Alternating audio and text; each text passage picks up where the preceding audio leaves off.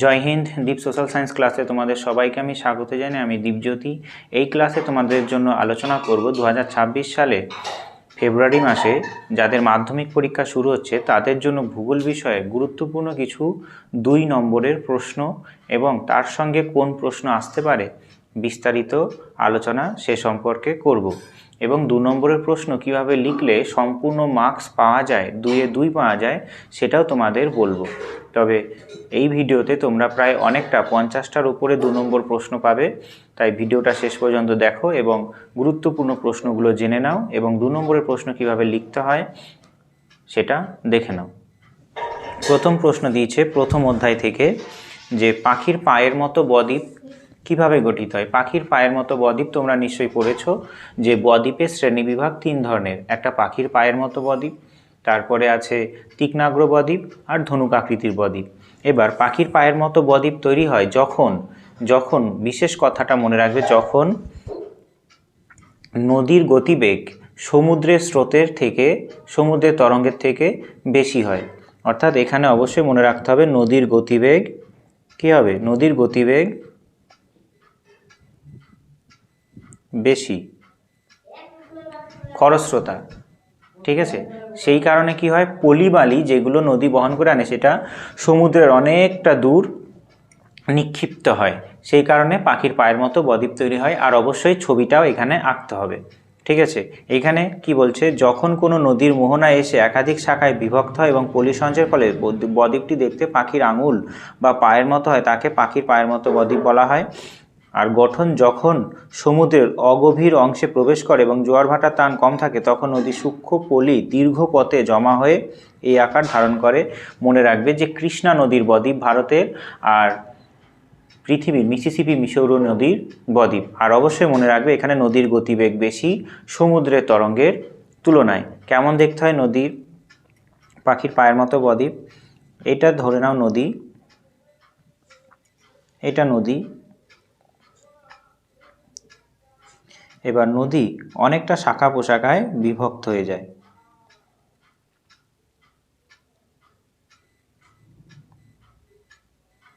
ঠিক আছে, অনেকটা শাখা প্রশাখায় এরকম বিভক্ত হয়ে যায়, তখন সেটাকে কি বলবো, পাখির পায়ের মতো বদ্বীপ বলবো, ঠিক আছে। এটা হলো পাখির পায়ের মতো বদ্বীপ, নদীর গতিবেগ বেশি সমুদ্রের তরঙ্গের তুলনায়। আর ওইখানে কি করতে হয়, পাখির পায়ের মতো বদ্বীপ কাকে বলে লিখবে, কিভাবে গঠিত হয় লিখবে যে নদীর গতিবেগ বেশি সমুদ্রের তরঙ্গের তুলনায়। আর কি লিখবে, অবশ্যই ছবি আঁকবে, এই ছবিটা এঁকে দেবে আর নিচে চিত্র দিয়ে লিখবে পাখির পায়ের মতো বদ্বীপ। আর অবশ্যই উদাহরণ দেবে পৃথিবীর কোন নদীতে আছে এবং ভারতের কোন নদীতে আছে। এরপর আছে বার্গ শ্রুণ্ড কি, ঠিক আছে। এখানে বার্গ শ্রুণ্ড কি, বাকশৃণ্ড তোমরা পড়েছো যে হিমাবাহের যখন সামনের দিকে এগিয়ে যায়, হিমাবাহ যখন সামনের দিকে এগিয়ে যায় তখন হিমাবাহের সঙ্গে যে পর্বতের গা লেগেছিল, অ্যাটাচ হয়েছিল, ঠিক আছে, সেই জায়গাটা কি হয়ে যায়, সেই জায়গাটা একটা ফাঁকা জায়গার তৈরি হয়, এটা হিমাবাহের অংশ। আর হিমাবাহ সামনের দিকে এগিয়ে যাওয়ার কারণে একটা ফাঁকা গর্তের মতো তৈরি হচ্ছে, ঠিক আছে, এটা হিমাবাহ নিচের দিকে নামছে। এই যে ফাঁকা অংশটা, ফাঁকা জায়গাটা তৈরি হলো, এই ফাঁকাটাকেই বলা হয় কি, বাকশৃণ্ড। পর্বত আরোহীদের জন্য এই বাকশৃণ্ড ভীষণ বিপজ্জনক, কারণ এই বাকশৃণ্ড দেখা গেল যে ওপরে পাতলা একটা স্তর দ্বারা বরফ দ্বারা ঢাকা আছে কিন্তু ভেতরে বড় গর্ত, সেখানে পর্বতারোহীরা ভেতরে ঢুকে যেতে পারে। আর হিমাবাহটা কি হচ্ছে, সামনের দিকে এগিয়ে যাচ্ছে, সেই কারণে এই যে দেয়ালের অংশটা, যে পর্বতের গা বরাবর অংশটার সঙ্গে এই যে হিমাবাহের অংশটা সেটা ছেড়ে গেল। আর এইখানে কোনো উঁচু জায়গা থাকার কারণে এই যে হিমাবাহটার এই অংশ বরাবর কী হয়ে গেল, এরকম গর্ত, উপর নিচে ফাটলও তৈরি হতে পারে, এটা তির্যক ফাটল তৈরি হচ্ছে, এটাকে বলা হয় কি, ক্রেভার্স। এই ক্রেভার্স এবং বাকশৃণ্ড দুটোই কি হয়, পর্বতারোহীদের জন্য বিপজ্জনক, ঠিক আছে। লাল কালিটা এইখানে যদি মুছে দিই তাহলে এটা ক্রেভার্সের মতো তৈরি হয়ে গেছে, বোঝা যাবে, হ্যাঁ। তাহলে এই যে ক্রেভার্স বলতে কি বোঝায়, পর্বতের যে অংশ বরাবর হিমবাহ যাচ্ছে সেখানে তির্যক ফাটল হচ্ছে, এই যে এই অংশগুলোকে বলা হয় কি ক্রেভার্স। ক্রেভার্স। আর আরেকটা শব্দ মনে রাখবে র্যান্ড ক্ল্যাফট, আরেকটা শব্দ মনে রাখবে র্যান্ড ক্ল্যাফট।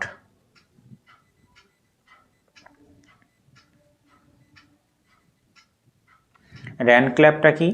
আমরা বাকশূন্যতে পড়লাম কি যে পর্বতের গা বরাবর ফাটল হবে, কি জন্য? পর্বতের গা বরাবর ফাটল হচ্ছে হিমবাহটা সামনের দিকে এগিয়ে যাচ্ছে বলে, হিমবাহটা সামনের দিকে এগিয়ে যাচ্ছে বলে। কিন্তু র্যান্ড ক্ল্যাফট হয় যদি উষ্ণতা বাড়ে, পর্বতের গায়ে যদি উষ্ণতা বাড়ে, পর্বতের গায়ে উষ্ণতা বাড়লে বরফ গলে যায়, তারপরে যে ফাঁকা স্থান তৈরি হয়, পর্বতের গায়ে উষ্ণতা বাড়লে যে ফাঁকা স্থানের তৈরি হয় পর্বতের গা বরাবর আর এই হিমবাহ বরাবর, সেটাকে বলা হয় র্যান্ড ক্ল্যাফট। তাহলে তিনটে শব্দ মনে রাখবে। র্যান্ড ক্ল্যাফট হলো উষ্ণতার জন্য পর্বতের গা বরাবর ফাটল, তারপরে আছে বাকশুণ্ড, হিমবাহ এগিয়ে যাচ্ছে বলে পর্বতের গা বরাবর ফাটল, আর হিমবাহ সামনের দিকে এগিয়ে যেতে যেতে কোনো উঁচু স্থান পেলে যে ফাটল তৈরি হয় তির্যক বরাবর, সেটাকে বলা হয় ক্রেভার্স। এই তিনটেই আমাদের পর্বতারোহী যারা আছে তাদের জন্য বিপজ্জনক। ঠিক আছে, বেশ। জেট বায়ুর দুটি বৈশিষ্ট্য লেখো। জেট বায়ু, জেট বায়ু হলো আমেরিকা যখন জাপানে প্রথম বোমা বিস্ফোরণের জন্য যাচ্ছিল, তখন সেই বোমারু বিমানটা যখন দক্ষিণ আমেরিকা থেকে জাপানের দিকে যাচ্ছিল গতিবেগ কমে যাচ্ছিল, আর জাপান থেকে যখন দক্ষিণ আমেরিকায় আসছিল গতিবেগ বেড়ে যাচ্ছিল, তখন জেট বায়ু এই গতিবেগটা বাড়িয়ে দিচ্ছিল। পরবর্তীকালে গবেষণা করে খুঁজে পাওয়া যায়, তারপর থেকে নাম হয়েছে জেট বায়ু। এটা কোথা দিয়ে যায়? ঊর্ধ্ব ট্রপোস্ফিয়ারে। আমাদের ভারতে দুটো জেট বায়ু দ্বারা প্রভাবিত হয়, আর এই সারা পৃথিবীতে দু ধরনের জেট বায়ু হয়, একটা মেরু জেট, ঠিক আছে, আর সব জেটই কি হয় উভয় গোলার্ধে সব জেটই কি হয় দুটো আছে, একটা মেরু জেট আর একটা পশ্চিমা জেট। ঠিক আছে, একটা মেরু জেট আর একটা কি পশ্চিমা জেট। এটা হলো মেরু জেট আর এটা হলো পশ্চিমা জেট। উভয় গোলার্ধে আছে, এটা 0 ডিগ্রি, উভয় গোলার্ধে আছে এটা, হ্যাঁ। আর ভারতে শীতকালে এই মেরু জেট বায়ুর জন্য ভারতে শীতকালে এই পশ্চিমা জেটের জন্যই আমাদের পশ্চিমা ঝঞ্ঝা হয় পাঞ্জাব এবং হরিয়ানাতে, যে ঝিরিঝিরি বৃষ্টি, আর জম্মু কাশ্মীরে তুষারপাত হয়। ঠিক আছে, এই পশ্চিমা জেটের জন্যই। আর পশ্চিমা জেট ভারতের কোন মৌসুমি বায়ুকে প্রবাহিত করে? উত্তর পূর্ব মৌসুমি বায়ুকে আসতে সাহায্য করে পশ্চিমা জেট। আর পূবালি জেট এটা একটা লোকাল জেস্টিম, স্থানীয় জেস্টিম। এটা কি করে?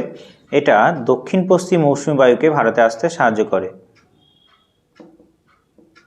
দক্ষিণ পশ্চিম মৌসুমি বায়ুকে ভারতে আসতে সাহায্য করে। তাহলে বোঝা গেল জেট বায়ু কাকে বলা হয়? ঊর্ধ্ব ট্রপোস্ফিয়ারে সর্পিল আকৃতিতে, সর্পিল গতিবেগে, অর্থাৎ সর্পিল গতিবেগ মানে কি সোজা পথে নয়, এরকম একটা সর্পিল গতিপথে প্রবাহিত হয়, পাশাপাশির বায়ুকে কাঁপিয়ে দেয়, আর গতিবেগ প্রায় বহু থাকে, প্রায় 160 থেকে 400 কিমি গতিবেগ থাকে। ঠিক আছে, আর কোথায়? ঊর্ধ্ব ট্রপোস্ফিয়ারে যায়, ঊর্ধ্ব ট্রপোস্ফিয়ারে 9 থেকে 12 কিমি উচ্চতায় এই জেট বায়ু প্রবাহিত হয়। পূবালি জেট ভারতের দক্ষিণ পশ্চিম মৌসুমি বায়ুকে নিয়ন্ত্রণ করে, আর পশ্চিমা জেট উত্তর পূর্ব মৌসুমি বায়ুকে ভারতের নিয়ন্ত্রণ করে, মানে আসতে সাহায্য করে। সারা পৃথিবীতে মেরু জেট আছে একটা, যেটা উত্তর গোলার্ধে আছে 60 ডিগ্রি অক্ষাংশের উত্তরে, আর পশ্চিমা জেট আছে 60 ডিগ্রি অক্ষাংশের নিচে। ঠিক আছে, তাহলে জেট বায়ু কাকে বলা হয়? যে সর্পিল আকৃতিতে ঊর্ধ্ব ট্রপোস্ফিয়ারে যে বায়ু চারপাশের বায়ুকে কাঁপিয়ে দিয়ে প্রায় 160 থেকে 140 কিমি গতিবেগে প্রবাহিত হয় তাকে বলা হয় জেট বায়ু। কখন আবিষ্কার হয়েছিল? আমেরিকা যখন জাপানে বোমা ফেলতে যাচ্ছিল তখন গতিবেগ কমিয়ে দিচ্ছিল জেট বায়ুর জন্য, আর যখন আসছিল ফিরে জাপান থেকে আমেরিকায় তখন গতিবেগ বাড়িয়ে দিচ্ছিল। ঠিক আছে, এরপরে বলেছে বান ডাকা কি? বানডাকা হলো একটা সারাসারি বান, যেটা হুগলি নদীতে দেখা যায় ভরা কোটালের সময়। ভরা কোটালের সময় জোয়ারের প্রাবল্য বেশি থাকে, আবার বর্ষাকালে নদীতে জলও প্রচণ্ড বেশি থাকে। সেই কারণে এই দুয়ের মিলিত শক্তির ফলে গঙ্গা নদীর মোহনায় যে প্রচণ্ড সজোরে জল প্রবেশ করে সেটাকেই বলা হয় সারাসারি বান। ঠিক আছে, কোন নদীতে হয়? সারা পৃথিবীর মধ্যে টেমস নদীতে একটা উদাহরণ দিতে পারো, আর ভারতের হুগলি নদীতে হয়। ঠিক আছে, কখন হয়? বর্ষাকালে আমাবস্যা এবং পূর্ণিমা তিথিতে ভরা কোটাল প্লাস বর্ষার নদীর জল এত বেড়ে যায় যে নদীতে বান ডেকে যায়। এটাকে সারাসারি বানও বলা হয়। বান ডাকাকে কী বলা হয়? সারাসারি বানও বলা হয়। স্পেশালি মনে রাখবে,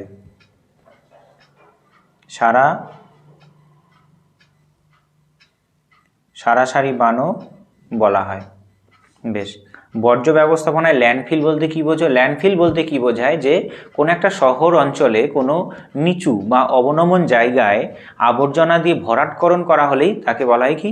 ল্যান্ডফিল বা ভরাটকরণ। এইখান থেকে মিথেন, অ্যামোনিয়া এই ধরনের গ্যাসও বের হয়। তাই পরীক্ষায় শর্ট প্রশ্ন দিতে পারে যে ভরাটকরণের মাধ্যমে কোন গ্যাস বের হয়? স্পেশালি বের হয় অ্যামোনিয়া, মিথেন। তাই এখানে কি বলছে? বর্জ্য পদার্থকে একটি নির্দিষ্ট স্থানে শহরের বাইরে নিচু জমিতে মানে অবনমন জায়গায় ফেলে মাটি দিয়ে চাপা দিয়ে জমি ভরাট করার পদ্ধতিকে ল্যান্ডফিল বা ভরাটকরণ বলে। বর্জ্য যাতে পরিবেশে সরাসরি দূষণ না হয়, পরবর্তীকালে সেই জমিতে পার্ক বা খেলার মাঠ হিসাবে ব্যবহার করা যায়। তারপর আছে বর্জ্যের পুনর্ব্যবহার। আমরা জানি বর্জ্যের পুনর্ব্যবহার বা রিসাইক্লিং মানে কি? আমরা 4R পড়েছি, তাই তো? 4R বলতে কি বোঝায়? Reduce, refuse, recycle and recycle. বলো আর একটা কি হবে? Reduce, reuse. দেখো, রিডিউস একটা হলো বজ্রর ব্যবহার কমানো। রিইউজ কোনো একটা বজ্র, যেটা যেমন প্লাস্টিকের বোতল কেটে ফুলদানি করা বা প্লাস্টিকের বোতলে মাটি ভরে ফুল বাগান তৈরি করা, ফুলের টব হিসাবে ব্যবহার করা, সেটা হলো রিইউজ। রিফিউজ অর্থাৎ এমন কিছু বর্জ্য যেটা একবার ব্যবহার করে পরে ফেলে দিতে হয়, সেটা আমরা ব্যবহার করব না, পরিবেশকে দূষণ করে এমন জিনিস ব্যবহার করব না, সেটাকে বলা হয় রিফিউজ। আর রিসাইক্লিং মানে কি বলা হয়?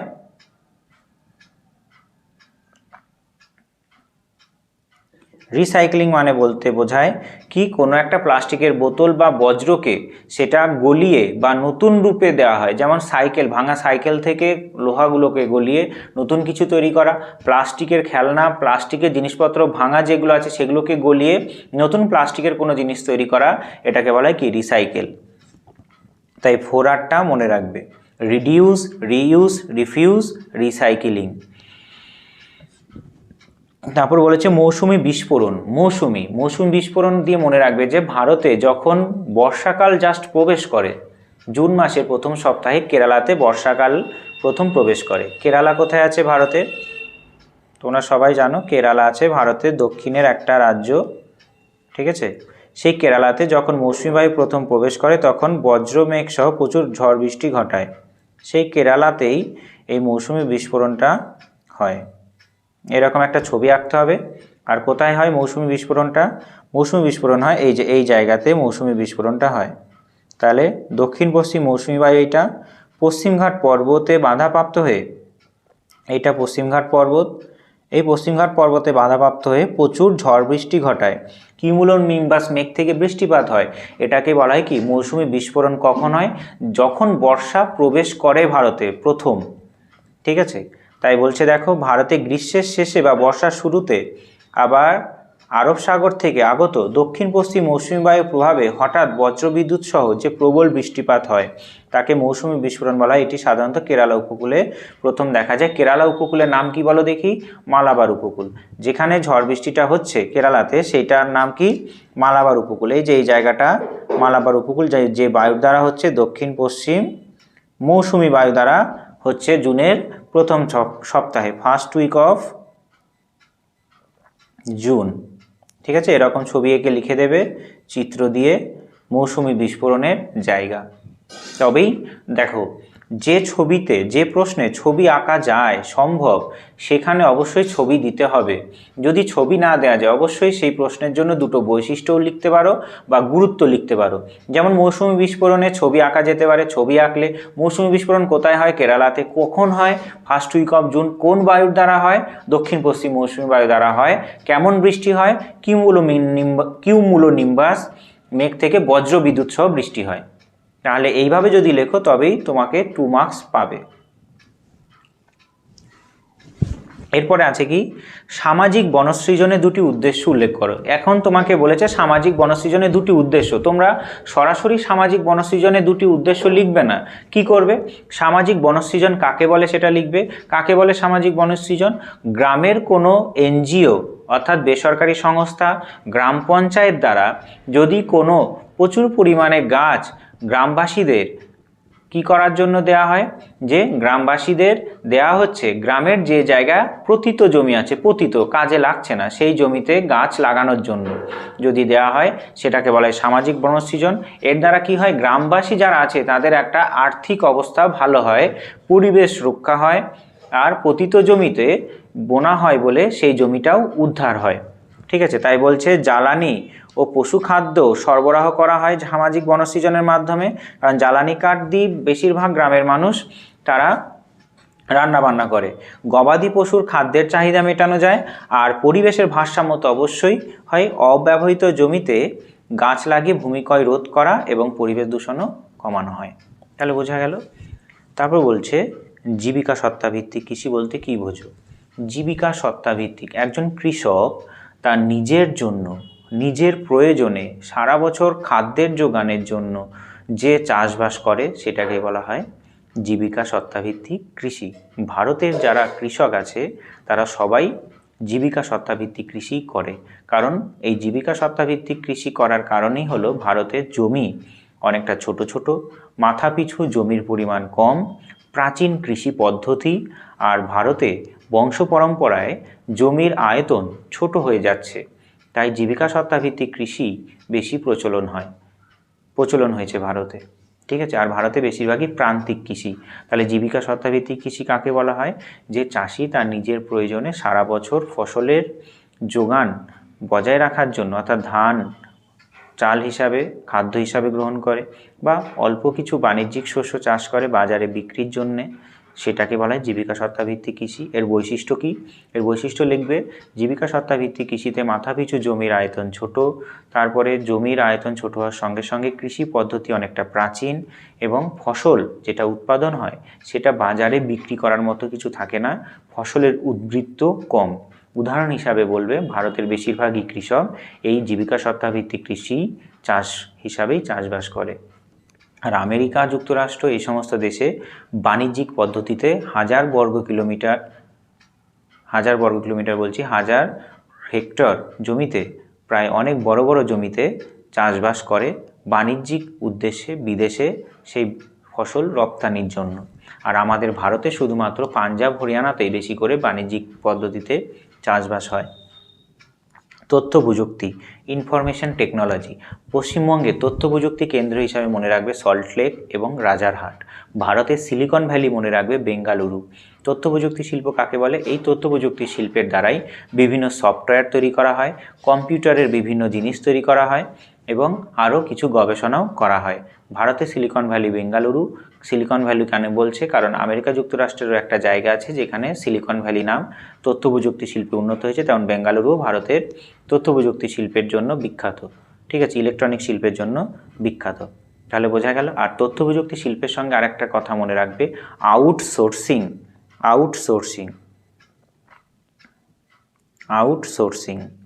এর কথার মানে কি? যে এই কথার মানে হলো যে বিদেশি কোনো ইঞ্জিনিয়ারকে ইন্টারনেটের মাধ্যমে কাজ করিয়ে নেওয়া হয় অল্প বেতন দিয়ে। বিদেশি কোনো ইঞ্জিনিয়ারকে কম্পিউটারে অনলাইনের সাহায্যে কাজ করিয়ে নেওয়া হয় আউটসোর্সিং পদ্ধতি দ্বারা, যার ফলে সে বাড়িতে বসেই সেই কাজটা করে দিতে পারে, আর তার অনেকটা কম টাকাও দিতে হয়, মাইনেও খুব কম দিতে হয়। ঠিক আছে। এরপরে আছে জিও স্টেশনারি উপগ্রহ। জিও স্টেশনারি উপগ্রহ বলতে আমরা জানি যে সমস্ত উপগ্রহ 36,000 কিলোমিটার উপরে আছে, ভূপৃষ্ঠ থেকে কত কিলোমিটার, 36,000 কিলোমিটার উপরে আছে। এর ছবি আঁকতে পারো। এর ছবি কেমন আঁকবে, এই রকম পৃথিবী আঁকার পরে এটা যেহেতু পশ্চিম থেকে পূর্ব দিকে ঘুরছে, তাই এরকম ছবিটা করার পরে এইখানে একটা এরকম স্যাটেলাইট এঁকে দেবে। কি ঘুরছে, পশ্চিম থেকে এটা পূর্ব দিকে, পশ্চিম থেকে পূর্ব দিকে ঘুরছে। আর এটা কি করা হয়, এটা সব থেকে বেশি করা হয় যোগাযোগ ব্যবস্থা, লাইভ টেলিকাস্ট, যে কোনো খেলার সম্প্রচারণের জন্য, লাইভ টিভি দেখার জন্য এই স্যাটেলাইট আমাদের প্রয়োজন। ভারতের উদাহরণ হিসাবে পড়বে কি কি আছে, ভারতের আছে ইনস্যাট, ভারতের উদাহরণ হিসাবে পড়বে INSAT satellite, geostationary satellite. এটা কত কিলোমিটার উপরে আছে, 36,000 কিমি উচ্চতায় অবস্থান করছে। এরকম চিত্র এঁকে দেবে, উদাহরণ লিখবে ইনস্যাট ভারতের। আর এটা কি জন্য লাগে, যোগাযোগ ব্যবস্থা, লাইভ টেলিকাস্ট করানোর জন্য কোনো কিছু, ঠিক আছে। আর আরও পৃথিবীর মধ্যে যদি বলো তাহলে নোয়া, NOAA, নোয়া আছে USA-তে। আর নোয়ার সঙ্গে সঙ্গে আর কে আছে, গোমস আছে রাশিয়ায়। এটা হলো জিও স্টেশনারি স্যাটেলাইট। আর একটা স্যাটেলাইট হয়, এটা পৃথিবীর আবর্তন গতির সঙ্গে সামঞ্জস্য রেখে প্রবাহিত গতিবেগ করে। অর্থাৎ তাহলে প্রথম থেকে কি বলবে, যে কৃত্রিম উপগ্রহ 36,000 কিলোমিটার উঁচুতে আছে, যে উপগ্রহ পৃথিবীর আবর্তন গতির সঙ্গে সামঞ্জস্য রেখে পশ্চিম থেকে পূর্ব দিকে আবর্তন করে, তাকেই বলা হয় জিও স্টেশনারি উপগ্রহ বা ভূ সমলয় উপগ্রহ।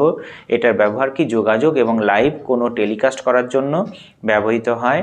এটা উদাহরণ হিসাবে ইনস্যাট দেবে, আর অবশ্যই চিত্র এঁকে দেবে, তাহলেই হবে।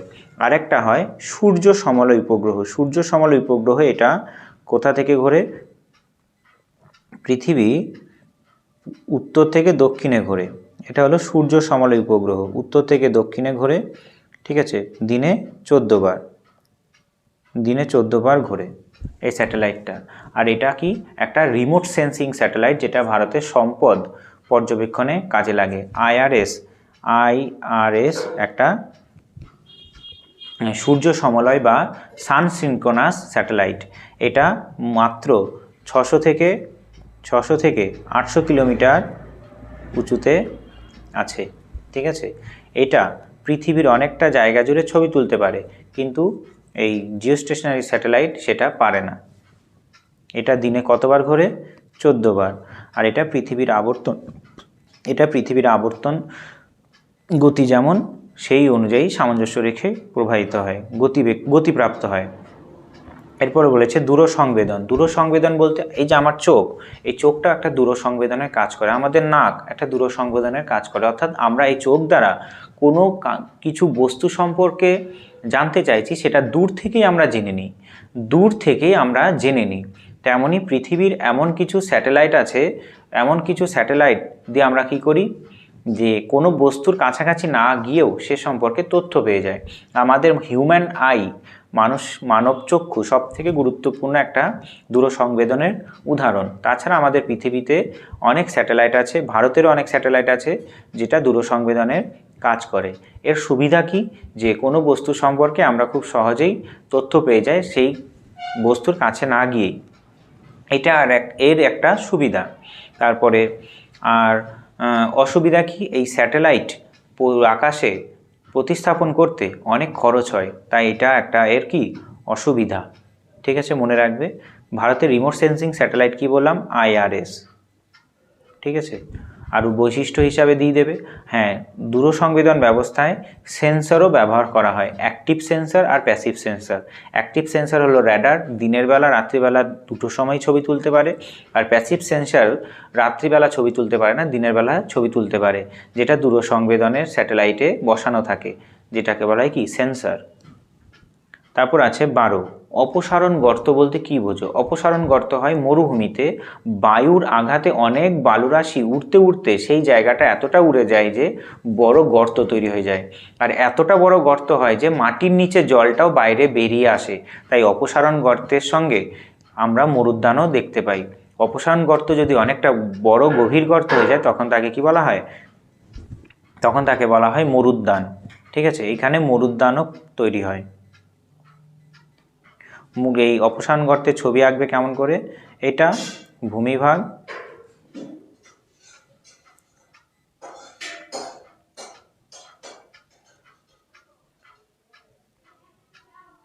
এটা ভূমিভাগ। এই ভূমিভাগের এই জায়গা থেকে এতটা বালি উড়ে গেছে যে মাটির নিচের অংশটা এরকম করে ক্ষয়প্রাপ্ত হয়ে গেছে। তাহলে ক্ষয়প্রাপ্ত হয়ে গর্ত হয়ে গেছে। গর্ত হওয়ার দরুন মাটির নিচের জলটা, ভৌমজলটা এখানে বেরিয়ে এসছে। ঠিক আছে, এইটা যেটা জল আঁকলাম ব্লু কালারের, সেটা হলো ভৌমজল। আর চারপাশে এখানে কি হয়েছে, এরকম গর্ত হয়ে গিয়েছে, এরকম গর্ত হয়ে গেছে। এটাকে বলা হয় কি, অপসারণ গর্ত। তাহলে বায়ুর আঘাতে বালি উড়ে গেছে আর বড়সড় একটা অপসারণ গর্ত তৈরি হয়েছে। এই অপসারণ গর্তে কি তৈরি হয়, মরুদ্যানও তৈরি হয়। এটাকে বলা হয় ব্লো আউট। অবশ্যই কি লিখবে, বৈশিষ্ট্য হিসাবে লিখবে যে মরুদ্যান তৈরি হয় জল বেরিয়ে। আর পৃথিবীর বৃহত্তম অপসারণ গর্তের নাম হলো মিশরের কাতারা। আর অবশ্যই এরকম একটা চিত্র এঁকে লিখে দেবে, ব্লো আউট বা অপসারণ গর্ত। হয়ে গেল, বোঝা গেছে। এরপরে বলেছে হিমশৈল কি। হিমশৈল মানে আমরা জানি যে বরফের চাই, এটা যদি সমুদ্র হয়, বরফের চাই একটা নির্দিষ্ট উচ্চতায় ভেসে থাকে আর বেশিরভাগটাই জলের নিচে ডুবে থাকে। এটা ভেসে আছে, এটা 1 ভাগ উপরে আছে আর 9 ভাগ নিচে আছে। ঠিক আছে, 1 ভাগ উপরে আছে আর 9 ভাগ নিচে আছে। এটাকে বলা হয় হিমশৈল। হিমশৈল বোঝা গেছে? হ্যাঁ, এটা বোঝা গেছে নিশ্চয়ই। এই হিমশৈলগুলো গলে গিয়েই আমরা জানি যে মগ্নচড়াও তৈরি হয়। এই হিমশৈলের সঙ্গে ধাক্কা লেগে আটলান্টিক মহাসাগরে আমাদের টাইটানিক জাহাজও ডুবে গেছে। হিমশৈলগুলো জাহাজের জন্য বিপজ্জনক যদি না নজরে আসে, তাই এই হিমশৈলগুলোই ধাক্কা লেগে জাহাজগুলো মাঝে মাঝে কি হয়, ডুবেও যায়। বোঝা গেছে, এটা হিমশৈল আর টোটালটা একটা সমুদ্র। এটা একটা সমুদ্র আর এটা হিমশৈল। এরকম একটা ছবি এঁকে দেবে। এই হিমশৈলটা এরকম করে ভাসছে জলে। ঠিক আছে, বেশ। চিনুক বলতে কি বোঝায়, চিনুককে বলা হয় তুষার ভক্ষক। চিনুক একটা স্থানীয় বায়ু, রকি পর্বতের ওপর দিয়ে প্রবাহিত বায়ু, উষ্ণ বায়ু, যা রকি পর্বতে যা বরফ আছে সেটাকে গলিয়ে দেয়। তাই এটাকে কি বলা হয়, স্নো ইটার বা তুষার ভক্ষক। উষ্ণ ও শুষ্ক স্থানীয় বায়ুকেই কি বলা হয়, চিনুক বলা হয়। ঠিক আছে, রকি পর্বতমালায় দেখা যায়। রকি পর্বতমালা কোথায় আছে, আমেরিকা যুক্তরাষ্ট্রতে রকি পর্বতমালা আছে। প্লাস অর্থাৎ আমেরিকা যুক্তরাষ্ট্র না বলে বলবে কি নর্থ আমেরিকাতে আছে, নর্থ আমেরিকাতে আছে, উত্তর আমেরিকাতে আছে। ঠিক আছে, তারপর বলেছে অ্যাপোজি। দুটো শব্দ মনে রাখবে, অ্যাপোজি এবং পেরিজি। অ্যাপোজি জোয়ার বলতে বোঝায় কি, পৃথিবী থেকে চাঁদের দূরত্ব যখন বেশি হয় তখন জোয়ারের প্রাবল্য কমে যায়। এটাকে বলা হয় অ্যাপোজি। তখন পৃথিবী থেকে চাঁদের দূরত্ব হয় 4,07,000 কিমি। আর যখন পেরিজি হয় তখন 3,70,000 কিমি হয়।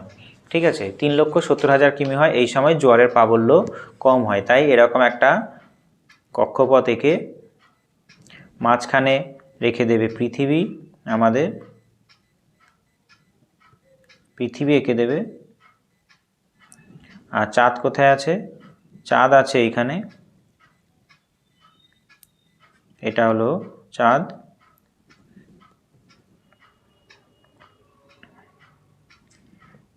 এটা হলো অ্যাপোজি আর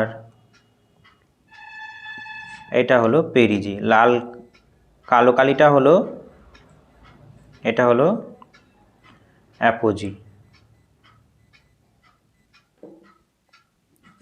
আর এটাকে বলা হয় পেরিজি। পেরিজিতে জোয়ার বেশি হয়, জোয়ারের প্রাবল্য বেশি। আর অ্যাপোজিতে জোয়ারের প্রাবল্য কম।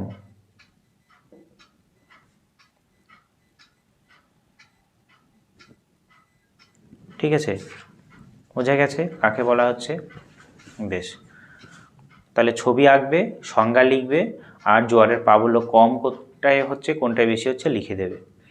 বজ্র পৃথকীকরণ বলতে কি বোঝো? দেখো, বজ্র পৃথকীকরণ একটা গুরুত্বপূর্ণ জরুরি একটা পদক্ষেপ, যেখানে কি করা হয়, যেগুলো জৈব ভঙ্গুর এবং জৈব অভঙ্গুর বজ্রকে আলাদা করা হয়। যদি আলাদা করা না হয় তাহলে সমস্যা হয়। তাই আমাদের যেগুলো সবুজ, যেগুলো পচনশীল, যেগুলো পচে যায় জৈব ভঙ্গুর, সেগুলো সবুজ পাত্রে রাখা হয়, আর যেগুলো পচনশীল নয় জৈব অভঙ্গুর, সেগুলোকে নীল কোনো একটা পাত্রে রাখা হয়। ঠিক আছে, বোঝা গেছে?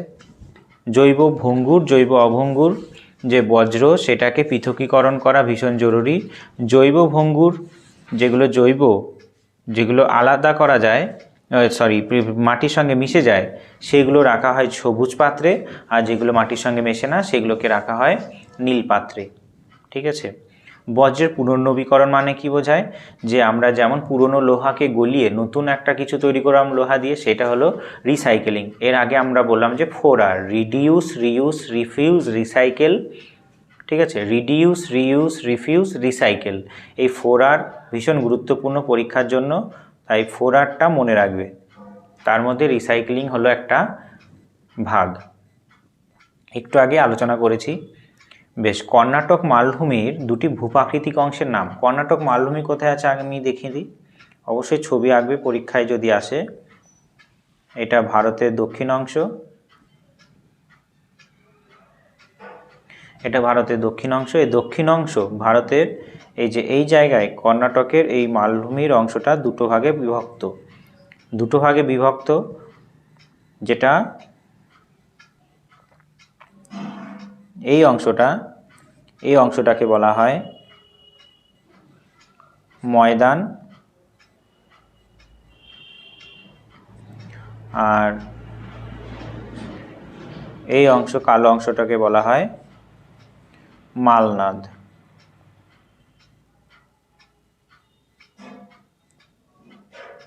মালনাদ কথার অর্থ হলো পাহাড়ের দেশ, অর্থাৎ উঁচু নিচু বন্ধুর ভূমিভাগ কর্ণাটক মালভূমির অংশটাকে বলা হয় মালনাদ, আর যেটা ক্রমান্বয়ে নিচু ঢালু প্রায় সমতল অংশকে কি বলা হয়? ময়দান।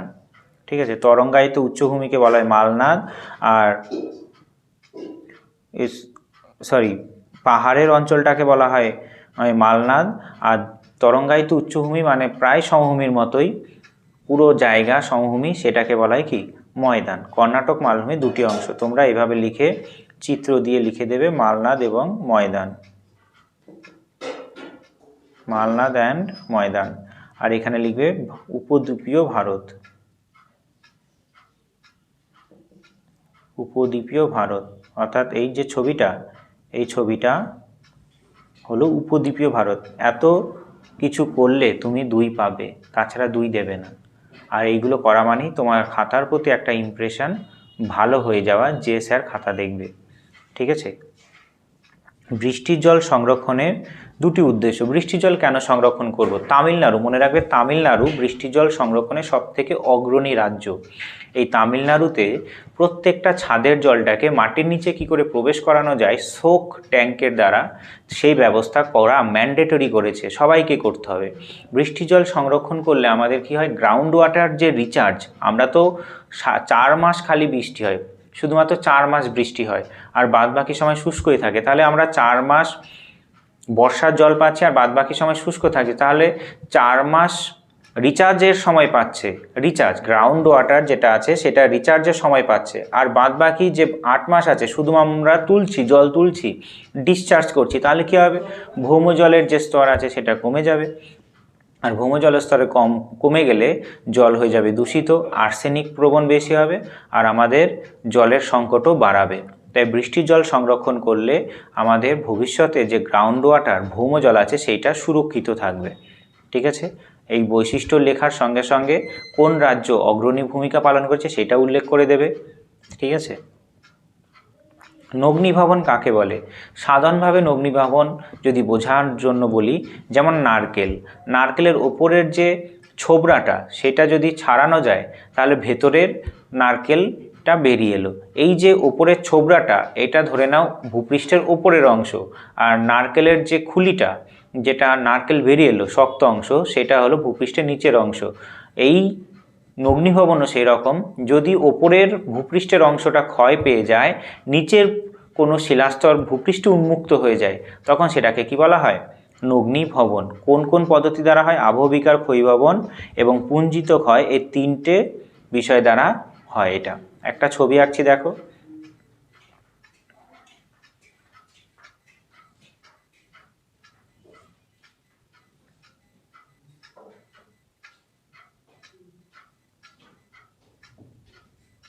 তাহলে এটা একটা ভূপৃষ্ঠের অংশ, ঠিক আছে, ভূপৃষ্ঠের অংশ। তাহলে নিচে এক ধরনের শিলা আছে, কঠিন শিলা, আর উপরে কোমল শিলা আছে। এবার আবহবিকার পুঞ্জিত ক্ষয়ের দ্বারা উপরের কঠিন শিলাটা বাইরে ক্ষয়প্রাপ্ত হয়ে গেল, উপরের কঠিন শিলাটা ক্ষয়প্রাপ্ত হয়ে গেল। এইখানে দাঁড়িয়ে কেউ দেখতে পাচ্ছে কঠিন শিলার উপরের নিচে শিলাটাকে? পাচ্ছে না, দাঁড়িয়ে দেখতে পাচ্ছে না। কিন্তু যদি আবহবিকার পুঞ্জিত ক্ষয় দ্বারা এটা ক্ষয়প্রাপ্ত হয়ে যায়, তখন এই শিলাটা কী হবে? বাইরে বেরিয়ে আসবে। আবহবিকার পুঞ্জিত ক্ষয় দ্বারা ভূপৃষ্ঠের নিচের অংশ যখন উন্মুক্ত হয়ে যায়, তখন সেটাকে বলা হয় কি? অগ্নিভবন। অবশ্যই ছবি আঁকবে আর এই সূত্রটাও লিখে দেবে। অগ্নিভবনের সূত্র আবহবিকার প্লাস ক্ষয়ীভবন প্লাস পুঞ্জিত ক্ষয়। এরপরে 21 বলেছে কি? বৈপরীত্য উত্তাপ। বৈপরীত্য উত্তাপ বলতে কি বোঝায়? যে আমরা জেনারেলি কি বলি, যে যত ভূপৃষ্ঠ থেকে উপরে ওঠা যায় ট্রপোস্ফিয়ারে যত ভূপৃষ্ঠ থেকে উপরে ওঠা যায়, তত উষ্ণতা কি হয়? 6.5 করে কমার কথা, 6.5 করে কমে। কিন্তু এমন কিছু বিশেষ পরিস্থিতি তৈরি হয় যে উষ্ণতা না কমে, উষ্ণতা হঠাৎ করে বাড়তে থাকে। এটাকে বলা হয় বৈপরীত্য উত্তাপ। বৈপরীত্য উত্তাপ বোঝা গেল, উচ্চতা বৃদ্ধির সঙ্গে সঙ্গে উষ্ণতা হ্রাস না পেয়ে বৃদ্ধি পেলে তাকে বলা হয় বৈপরীত্য উত্তাপ। আর বৈপরীত্য উত্তাপ হয় মেঘমুক্ত পরিষ্কার আকাশে। বৈপরীত্য উত্তাপের শর্ত মনে রাখবে। বৈপরীত্য উত্তাপের শর্ত কি? মেঘমুক্ত পরিষ্কার আকাশ থাকতে হবে, তারপরে মেঘমুক্ত পরিষ্কার আকাশ থাকার সঙ্গে সঙ্গে শান্ত বায়ু থাকতে হবে। বায়ু অতটা সজোরে প্রবাহিত হলে হবে না, কারণ মেঘমুক্ত পরিষ্কার আকাশ থাকলে ভূপৃষ্ঠ অনেকটা কি করবে? তাপ বিকিরণ করে ঠান্ডা হয়ে যাবে। আর তাপ বিকিরণ করার পরে যে উষ্ণতা ছাড়লো, রাত্রিবেলা ছাড়লো, সেটা কোথায় গিয়ে হাজির হবে? সেটা হাজির হয়ে যাবে ভূপৃষ্ঠের উপরের অংশ। ঠিক আছে, এই যে ব্লু কালারে যেটা দেখছো, সেটা উষ্ণতা ছেড়ে দিচ্ছে। তাহলে উপরের উষ্ণতা হয়ে গেছে, উপরের উষ্ণতা হয়েছে প্রায় 20 ডিগ্রি। আর ভূপৃষ্ঠের নিচের অংশ উষ্ণতা ছেড়ে দিয়ে অনেকটা শীতলতা হয়ে গেছে, দিয়ে উষ্ণতা হয়ে গেছে 15 ডিগ্রি। তাহলে এবার কি হচ্ছে? উচ্চতা বৃদ্ধির সঙ্গে সঙ্গে উষ্ণতা না কমে বাড়ছে, 15 থেকে 20 হয়ে গেল। কেন হলো? তাপ বিকিরণ করে ভূপৃষ্ঠ অনেকটা শীতল হয়ে গেছে। আর কি? বায়ু চলাচল করছে না বলে অন্য জায়গার বায়ুর সঙ্গে এই বায়ুর মিক্সিং হচ্ছে না, মিশ্রিত হচ্ছে না। সেই কারণে এখানে কি হয়? বৈপরীত্য উত্তাপ তৈরি হয়। মেঘমুক্ত পরিষ্কার আকাশ থাকলে যে বিকিরণ করছে বায়ু ভূপৃষ্ঠ, সেটা সব আকাশে চলে যেতে পারে। ঠিক আছে, বেশ। আর বৈপরীত্য উত্তাপ কোন বায়ুর জন্য হয়? স্পেশালি মনে রাখবে, বৈপরীত্য উত্তাপ হয় ক্যাটাবেটিক বায়ুর জন্য বা পার্বত্য বায়ুর জন্য। এই যে বায়ুটা নামছে নিচের দিকে, এই বায়ুটা হলো প্রচণ্ড শীতল বায়ু। এটাকেই বলা হয় কি? ক্যাটাবেটিক বায়ু। ঠিক আছে, ক্যাটাবেটিক বায়ু। ক্যাটাবেটিক বায়ুটাকে অপর নামও বলা হয় পার্বত্য বায়ু। ঠিক আছে, এই বায়ু প্রচণ্ড ঠান্ডা হয়। এই উপত্যকার একদম এই জায়গা বরাবর যারা বসবাস করছে, তারা দাঁতে কটকট করে শব্দ করে ফেলে। সেই হিসাবে মনে রাখবে ক্যাটাবেটিক বায়ু। ঠিক আছে, এই ক্যাটাবেটিক বায়ুর জন্য বৈপরীত্য উত্তাপ হয়। কেন হলো? শান্ত আকাশ মানে পরিষ্কার আকাশ, এবং বায়ুও শান্ত থাকতে হবে, যাতে ভূপৃষ্ঠ তাপ বিকিরণ করে অনেকটা শীতল হতে পারে। আর কাকে বলে? যত উপরে যাওয়া যায় তত উষ্ণতা না কমে বাড়তে থাকে, এরকম একটা ছবি এঁকে দেবে, ঠিক আছে, দিয়ে লিখে দেবে চিত্র দিয়ে যে বৈপরীত্য উত্তাপ, ঠিক আছে। এরপর বলেছে আইটিসিজেড। আইটিসিজেডের অবশ্যই একটা ছবি আঁকতে হবে। আইটিসিজেড হলো যে intertropical convergence zone, intertropical convergence zone, intertropical convergence zone. কি হয় যে এইখানে ইন্টারট্রপিক্যাল কনভারজেন্স জোনে কি হয়, 5 ডিগ্রি থেকে 5 ডিগ্রিতে এখানে কি হয় যে উত্তর পূর্ব আয়নবায়ু আসছে, এই যে ওইটা উত্তর পূর্ব আয়নবায়ু, আর দক্ষিণ পূর্ব আয়নবায়ু এখানে এসে কি হয়, মিলিত হয়। উত্তর পূর্ব আয়নবায়ু, এটা উত্তর পূর্ব আয়নবায়ু আর এটা দক্ষিণ পূর্ব আয়নবায়ু এখানে এসে মিলিত হয়। এটাকেই বলা হয় কি, এটাকেই বলা হয় ইন্টারট্রপিক্যাল কনভারজেন্স জোন। এইখানে এই আইটিসিজেডে আসার পরে উত্তর পূর্ব দক্ষিণ পূর্ব আয়নবায়ু আসার পরে গরম হয়ে ওপরে উঠে যায়, তাই এই অংশটাকে ডোলড্রামও বলা হয়। ডোলড্রাম শব্দটা মনে রাখবে, ঠিক আছে। ডোলড্রাম কথার অর্থ কি, খামখেয়ালি বা শান্ত। কি হয়, এখানে বায়ু এসে খামখেয়ালিভাবে এদিক ওদিক এলোমেলো করে ওড়ে কিছুটা, আর বেশিরভাগটাই বাতাসে বায়ুটা অনেকটা উঁচুতে উঠে চলে যায় গরম হয়ে, ঠিক আছে। বেশ, এরপরে বলেছে সমুদ্র স্রোত কাকে বলে। সমুদ্র স্রোত জেনারেলি তৈরি হয় বায়ুর আঘাতে। এই বায়ুর আঘাতে জলরাশি যখন এক স্থান থেকে অন্য স্থানে চলে যায় তখন সেটাকে বলা হয় কি, সমুদ্র স্রোত। শুধুমাত্র উষ্ণতা বায়ু প্রবাহের জন্য হয় না, বায়ু প্রবাহর জন্য হয়, পৃথিবীর আবর্তন জন্য হয়, উষ্ণতার পার্থক্যের জন্য হয়, লবণতার পার্থক্যের জন্য হয়, প্লাস ঘনত্বের পার্থক্যের জন্য হয়। ঘনত্বের পার্থক্যের জন্য সমুদ্র স্রোত সৃষ্টি হয়। কি হয়, জল এক স্থান থেকে অন্য স্থানে ট্রান্সফার হয়ে যায়, স্থানান্তরিত হয়। উষ্ণ স্রোত সারা পৃথিবীতে 10% আছে এবং শীতল স্রোত 90% আছে। এই বৈশিষ্ট্যগুলো অ্যাড করে দেবে।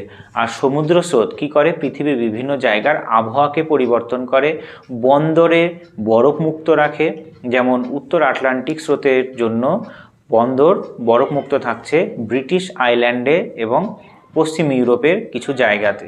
বোঝা গেছে সমুদ্র স্রোত কাকে বলে। সমুদ্র স্রোত শুধু কাকে বলে লিখবে না, তার সঙ্গে সঙ্গে বৈশিষ্ট্য, সৃষ্টির কারণ এবং পৃথিবীতে সমুদ্র স্রোতের প্রভাব সেটাও মনে রাখবে। তারপর 24 বলছে বজ্র ব্যবস্থাপনার সংজ্ঞা দাও। বজ্র ব্যবস্থাপনা অর্থাৎ বজ্র আমাদের তৈরি হয়ে গেছে, সেটাকে ব্যবস্থাপনা করতে হবে। আমাদের কিভাবে করতে হয় বজ্র ব্যবস্থাপনা, বৈজ্ঞানিক পদ্ধতিতে সেই বজ্রকে মাটিতে মিশিয়ে দেওয়া যায় কিনা সেটা দেখতে হবে, এবং যাতে দৃশ্য দূষণ না করে, পরিবেশকে ক্ষতি না করে সেই ব্যবস্থা করতে হবে। তাই এটা কী জন্য করা হয়, পরিবেশের ভারসাম্য রক্ষা এবং জনস্বাস্থ্য উন্নয়নের জন্য বজ্র ব্যবস্থাপনা ভীষণ জরুরি। কোথাও ভরাটকরণ করতে হয়, কোথাও জ্বালিয়ে দিতে হয়, পুড়িয়ে দিতে হয়, মাটির তলায় রেখে দিতে হয়, যত্রতত্র ফেলা উচিত নয়। এই সব কটাই হবে কি বজ্র ব্যবস্থাপনার অংশ। তারপর বলেছে তেজস্ক্রিয় বজ্র কি। তেজস্ক্রিয় বজ্র হলো তেজস্ক্রিয় রশ্মি কোথা থেকে বের হয়, গামা রশ্মি থেকে সবথেকে বেশি তেজস্ক্রিয় রশ্মি বের হয়। এবার তেজস্ক্রিয় পদার্থ কোনগুলো, ইউরেনিয়াম, থোরিয়াম, প্লুটোনিয়াম। এইগুলো মানুষের শরীরে গামা রশ্মি, এক্স রশ্মি বেরোলে মানুষের শরীরে ক্ষতি করে, তাই এই বজ্রগুলো আমাদের জন্য ভীষণ ক্ষতিকর। আর এইগুলো যত কম করা যায়, জনসমাজ থেকে যত দূরে রাখা যায় ততই ভালো। কোথা থেকে বের হয় তেজস্ক্রিয় বজ্র, সব থেকে বেশি পারমাণবিক যে বিদ্যুৎ কেন্দ্র আছে সেখান থেকে সব থেকে বেশি এই আমাদের তেজস্ক্রিয় বজ্র উৎপত্তি হয়। তারপর 26 নম্বর প্রশ্ন বলছে মালনাদ অঞ্চল কোথায় অবস্থিত। মালনাদ আমরা একটু আগে পড়লাম। মালনাদ অঞ্চল হলো কর্ণাটক মালভূমির পশ্চিমতম অংশ, যেটাকে বলা হয় কি পাহাড়ের দেশ। আমরা একটু আগে পড়ে এসেছি মালনাদ, এই যে এখানে এই যে মালনাদ কাকে বলে এবং তার সঙ্গে ছবিও আমরা করে এসেছি। এরপরে আছে কি যে ভারতের দুটি জলবিভাজিকা অঞ্চলের নাম বলো। জলবিভাজিকা কাকে বলে লিখবে প্রথমে, যে পৃথিবীর যে জায়গায় দুটি নদী অববাহিকা, যে উচ্চভূমি, দুই বা ততোধিক নদী অববাহিকা উচ্চভূমি পৃথক হয়, তখন তাকে কি বলা হয়, জলবিভাজিকা বলা হয়। এক বা দুই অববাহিকা কি হয়, এক বা দুই হতে পারে বা ততোধিক, এক বা দুই বা ততোধিক নদী অববাহিকা যে উচ্চভূমি দ্বারা পৃথক হয়, তখন তাকে কি বলা হয়, জলবিভাজিকা। আমি ছবি আঁকছি, দেখাই জলবিভাজিকা কাকে বলে, সংজ্ঞাও দিতে পারে। ঠিক আছে,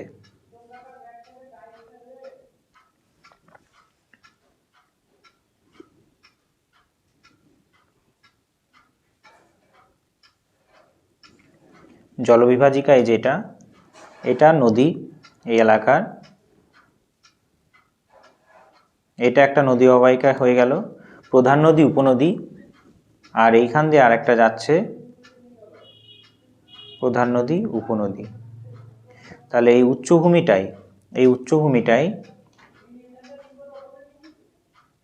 উচ্চভূমিটাকেই বলা হয় কি, জলবিভাজিকা। এই উচ্চভূমিটাকে বলা হয় কি, জলবিভাজিকা। ভারতের কোথায় আছে জলবিভাজিকা, ভারতের আছে, এইখানে আমি আঁকছি,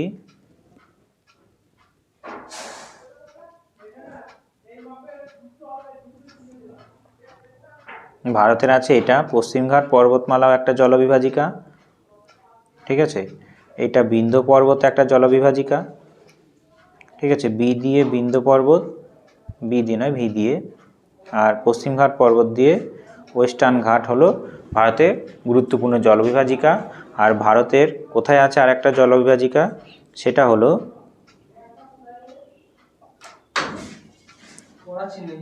আর একটা আছে জলবিভাজিকা কোথায়, একবারে হিমালয় পার্বত্য অঞ্চলে জলবিভাজিকা আছে।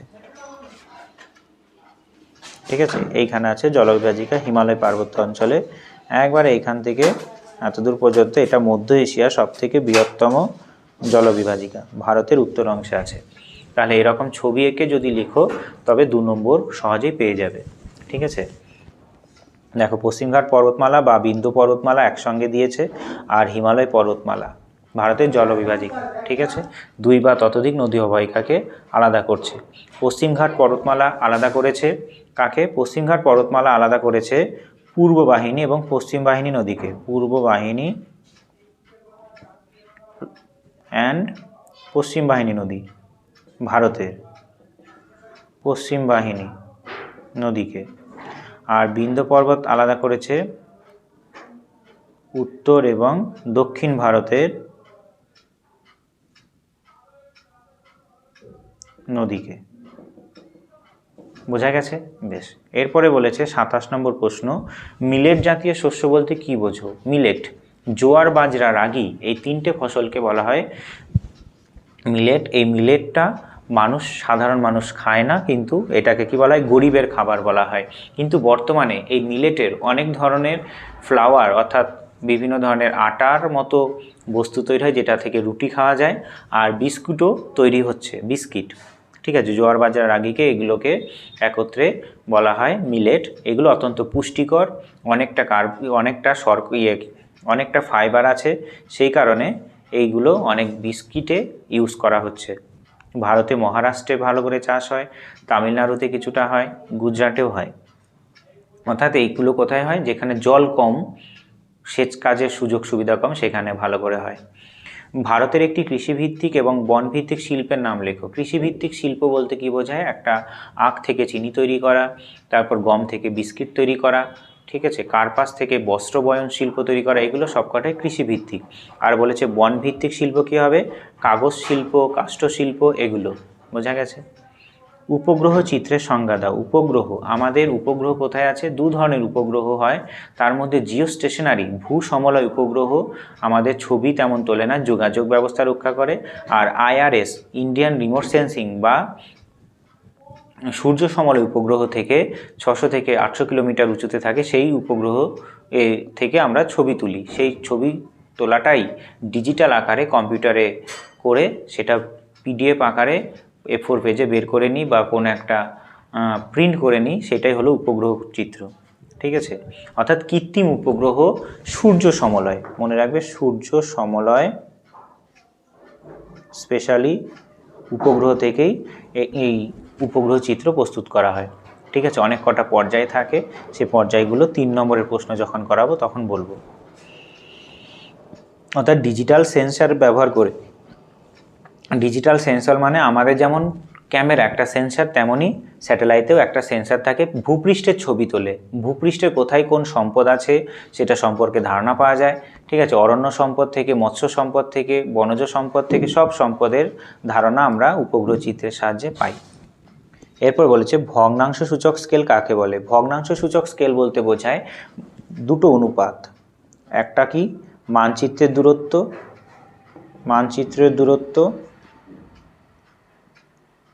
আর ভূপৃষ্ঠের দূরত্বের অনুপাত।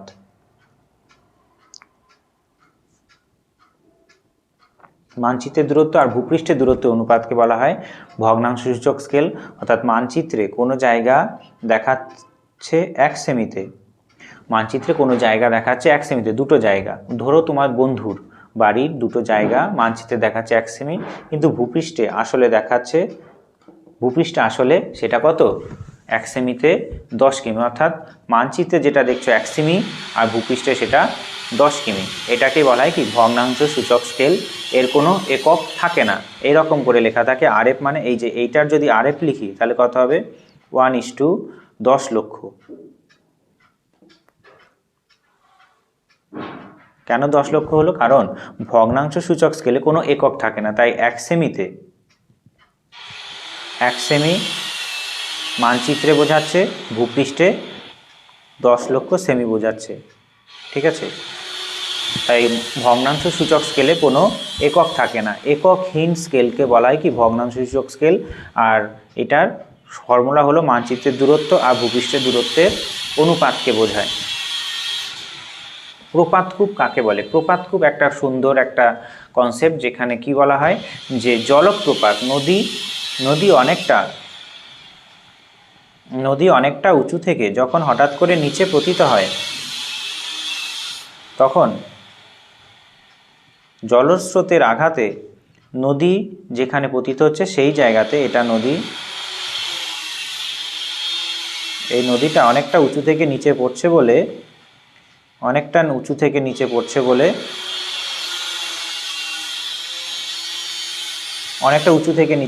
বলে, এই জায়গাটা বাবল তৈরি হচ্ছে। এই বাবল তৈরির জন্য বুদবুদ ক্ষয় তৈরি হয়, আমরা জানি।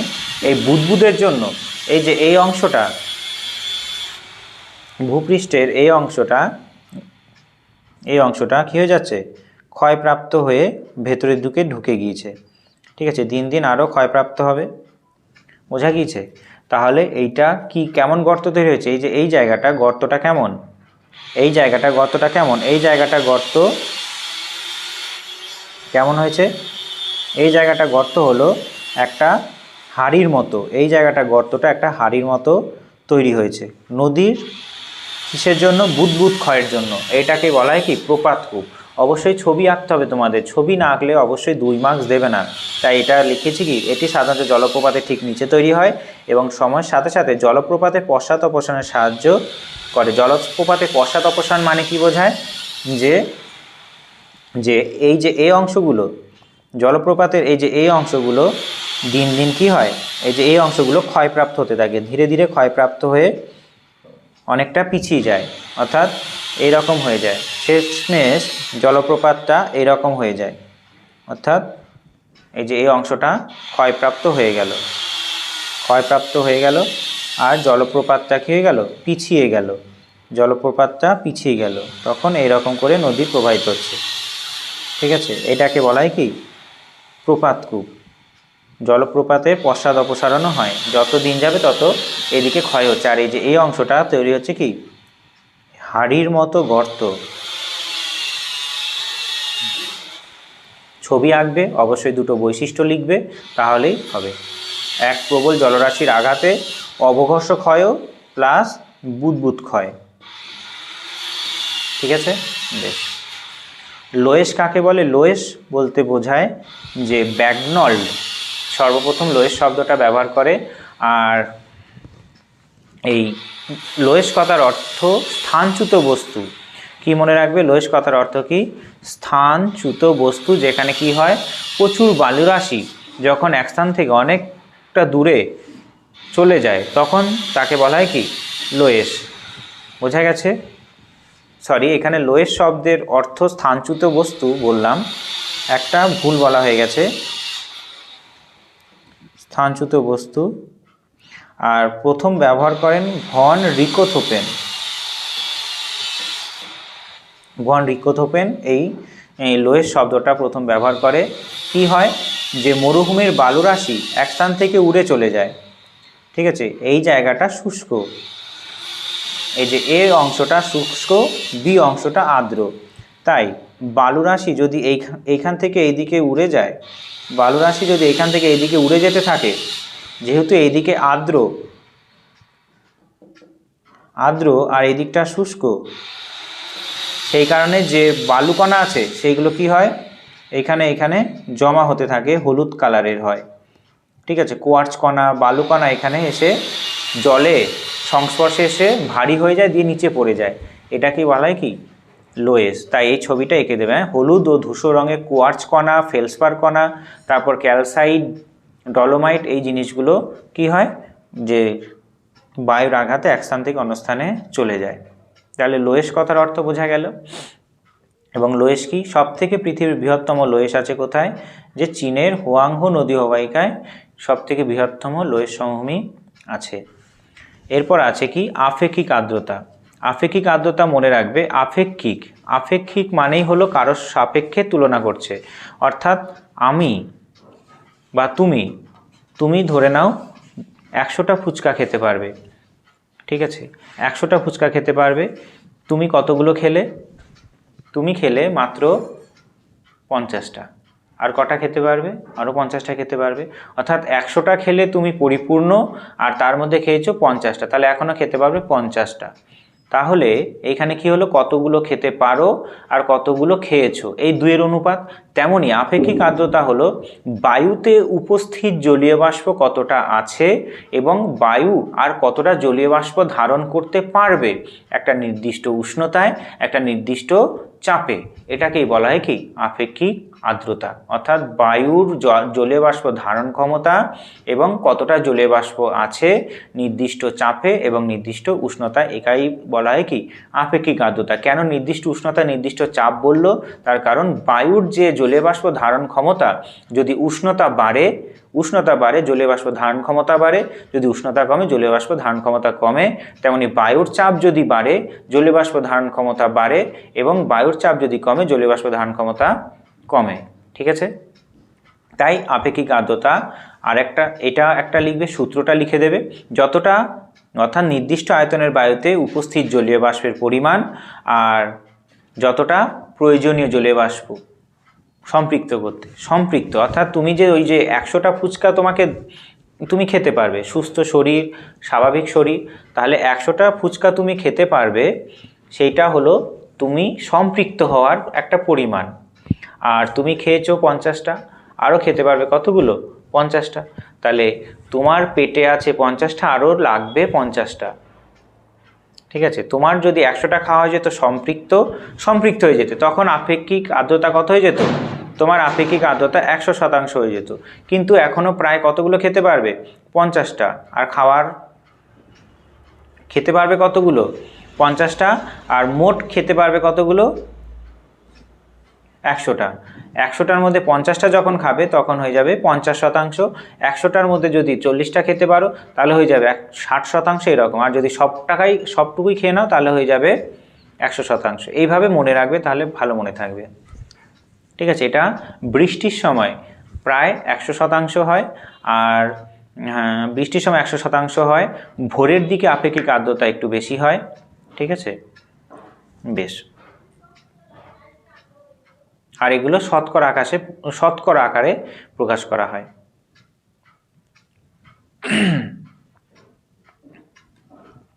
তারপর বলেছে 34 পেরিজি জোয়ার কি? পেরিজি জোয়ার তোমাদের বলেছি, যখন পৃথিবী থেকে চাঁদের দূরত্ব কাছে থাকে, পৃথিবী থেকে চাঁদের দূরত্ব যখন কাছে থাকে, এটা পৃথিবী,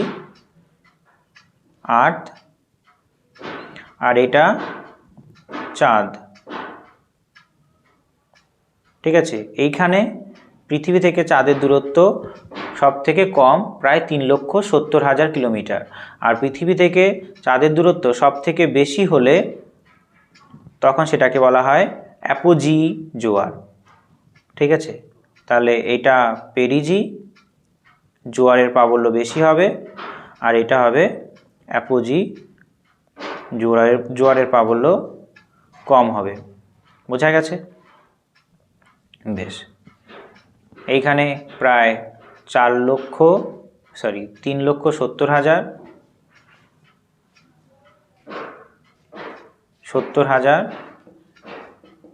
আর এটা প্রায় 4,07,000 কিমি দূরত্ব হয়। এরকম ছবি এঁকে দেবে, অর্থাৎ জোয়ারের প্রাবল্য পেরিজিয়ানে কী হবে, সব থেকে বেশি হবে। তারপর আছে বজ্র ব্যবস্থাপনায় ভরাটকরণ কি, এর আগে একবার হয়ে গেছে, আর বলছি না। পৌরসভার বজ্র বলতে বোঝায় পৌরসভা অর্থাৎ শহর এলাকায় যে বজ্র উৎপাদন হয় তাকে বলা হয় পৌর বজ্র।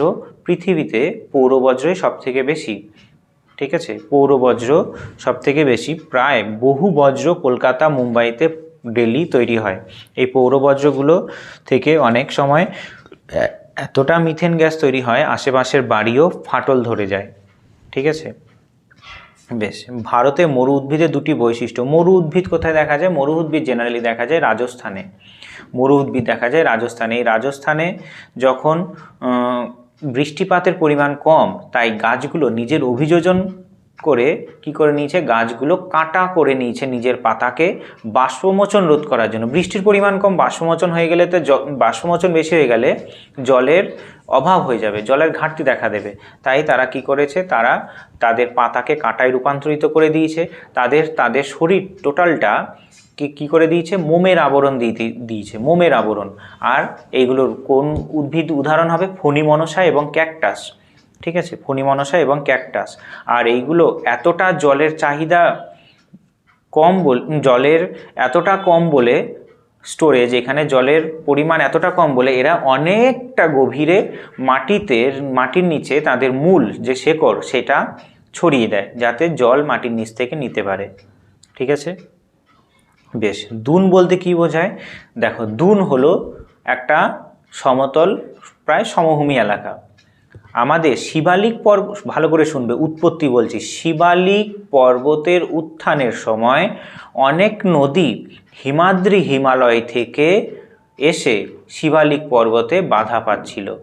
এরপরে নদীর যে জল শিবালিক পর্বতে বাধা পেয়ে ধীরে ধীরে বাড়ছিল।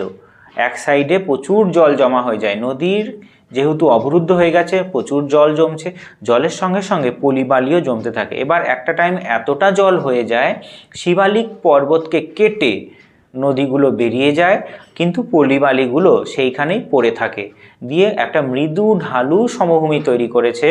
এটাকেই বলা হয় কি, দুন। উত্তরাখণ্ডে সবথেকে বৃহত্তম দুন হলো দেরাদুন, যা ভারতের অরণ্য গবেষণাগার আর SOI সার্ভে অফ ইন্ডিয়ারও সদর দপ্তর, মনে রাখবে শর্ট প্রশ্ন হিসাবে। দেখো, এটা হলো আমাদের কি, হিমাদ্রি হিমালয়, ঠিক আছে। আর এটা হলো শিবালিক পর্বত। এই হিমাদ্রি হিমালয় থেকে আগত নদীগুলো, হিমাদ্রি হিমালয় থেকে আগত নদীগুলো এখানে এসে বাধা পেয়ে যাচ্ছিল, ঠিক আছে, বাধা পেয়ে যাচ্ছিল। এবার এইখানে এতটা জল জমে যায়, প্রচণ্ড জল জমে যায়, এই জায়গাতে প্রচণ্ড জল জমে যায়। এটা লিখবে হিমাদ্রি হিমালয়। শিবালিক হলো হিমালয়ের দক্ষিণতম অংশ, ঠিক আছে, আর হিমাদ্রি হিমালয় উত্তরের অংশ। শিবালিক পর্বত, এই শিবালিক পর্বতের বাধাপ্রাপ্ত হওয়া নদীগুলো অনেকটা জল প্লাস পলিবালি সঞ্চয় করতে থাকে। এইখানে অনেকটা জল এবং পলিবালি সঞ্চয় করতে থাকে, ঠিক আছে। এরপরে কি হয়, নদীটা যখন এতটা জল বহন করে আনছে, পলিবালি জমা করছে, এতটা জল হয়ে গেছে যে আর ধরে রাখতে পারছে না শিবালিক পর্বত, তখন এই জায়গাটা কেটে দিয়ে এই জায়গাটা কেটে দিয়ে শিবালিক পর্বত আর নিজের শিবালিক পর্বতকে কেটে নদীগুলো বেরিয়ে যায়। আর জল তো চলে গেল, কিন্তু কালো কালারের যে পলিবালিগুলো এইখানে জমা হয়ে রইল, এইটাকেই বলা হয় কি? দুন। তাই এখানে মনে রাখবে দুন এইভাবে তৈরি হয়। শিবালিক পর্বতের উত্থানকালে হিমালয় থেকে আগত নদীগুলো বাধাপ্রাপ্ত ছিল, সেই কারণে অনেক জল জমছিল, জল জমতে জমতে অনেক পলিও জমছিল, কিন্তু একটা সময় শিবালিক পর্বতকে কেটে নদীগুলো বেরিয়ে যায়। আর কি হয়, যে পলিবালি যেগুলো ছিল সেগুলো মৃদু ঢালু সমভূমি হিসাবে থেকে যায়, এটাকে বলা হয় কি? দুন। তারপরে বলেছে অনুসারী শিল্প কাকে বলে। দেখো, অনুসারী মানে আমাদের বন্ধুরা যা করে আমরা সেটাকে অনুসরণ করি। তেমনি অনুসারী শিল্পের ক্ষেত্রে কি হয়, একটা বড় শিল্প যেমন পেট্রো রসায়ন শিল্পকেন্দ্র, একটা পেট্রো রসায়ন শিল্পকেন্দ্র, সেই শিল্পকেন্দ্রকে কেন্দ্র করে চারপাশে অনেক প্লাস্টিকের কারখানা, কসমেটিকের কারখানা, ময়শ্চারাইজিং ক্রিমের কারখানা, আরও যাবতীয় বিভিন্ন ধরনের রঙের কারখানা গড়ে উঠছে। একটা কাকে কেন্দ্র করে? পেট্রো রসায়ন শিল্পকে কেন্দ্র করে। এটা হলো পেট্রো রসায়ন শিল্পকেন্দ্র। এই পেট্রো রসায়ন শিল্পকেন্দ্রকে কেন্দ্র করে আরও কি হচ্ছে? রং, তারপর প্লাস্টিক, তারপরে কসমেটিক, ঠিক আছে, ইত্যাদি শিল্প গড়ে উঠছে। তাহলে এই পেট্রো রসায়ন শিল্পকেন্দ্রকে কেন্দ্র করে যে ছোট ছোট শিল্প গড়ে উঠছে চারপাশে, সেটাকে কি বলা হয়? অনুসারী শিল্প। একটা বড় শিল্পকে কেন্দ্র করে ছোট ছোট শিল্প গড়ে উঠছে, কারণ পেট্রো রসায়ন থেকে উৎপাদিত যে পেট্রো রসায়ন তেল, সেইখান থেকে আমরা জানি যে রং তৈরিতেও কাজে লাগে, প্লাস্টিক তৈরিতেও কাজে লাগে, কসমেটিক তৈরিতেও কাজে লাগে। তাই পেট্রো রসায়ন থেকে উৎপাদিত দ্রব্যকে এই কসমেটিক, রং এবং প্লাস্টিক শিল্প কি করে? নিজেদের শিল্পে কাজে লাগায়। বোঝা গেছে? যেমন এখানে দিয়েছে হলদিয়া পেট্রোকেমিক্যালসকে কেন্দ্র করে গড়ে ওঠা প্লাস্টিক বা রাবার শিল্প। পেট্রো রসায়ন থেকে তো আমরা জানি তেল মানে ডিজেল, কেরোসিন, পেট্রোল তৈরি হয়, তার সঙ্গে সঙ্গে প্লাস্টিক, রং, কসমেটিকও তৈরি হয়। আর একটা কথা বলে দিই তোমাদের, পেট্রো রসায়ন শিল্পের প্রধান কাঁচামাল কি? ন্যাপথা। পরীক্ষায় দেয় ন্যাপথা, ঠিক আছে। ভারতের প্রধান অভ্যন্তরীণ জলপথের যুক্তকারী কেন্দ্র দুটি নাম কি? অভ্যন্তরীণ জলপথ অর্থাৎ NW1, ন্যাশনাল ওয়াটারওয়ে 1, কোথা থেকে কোথায় আছে? হলদিয়া থেকে প্রয়াগরাজ পর্যন্ত আমাদের ভাগীরথীর মধ্যে দিয়ে এবং গঙ্গার মধ্য দিয়ে একটা জলপথ আছে, NW1, ভারতের দীর্ঘতম জলপথ।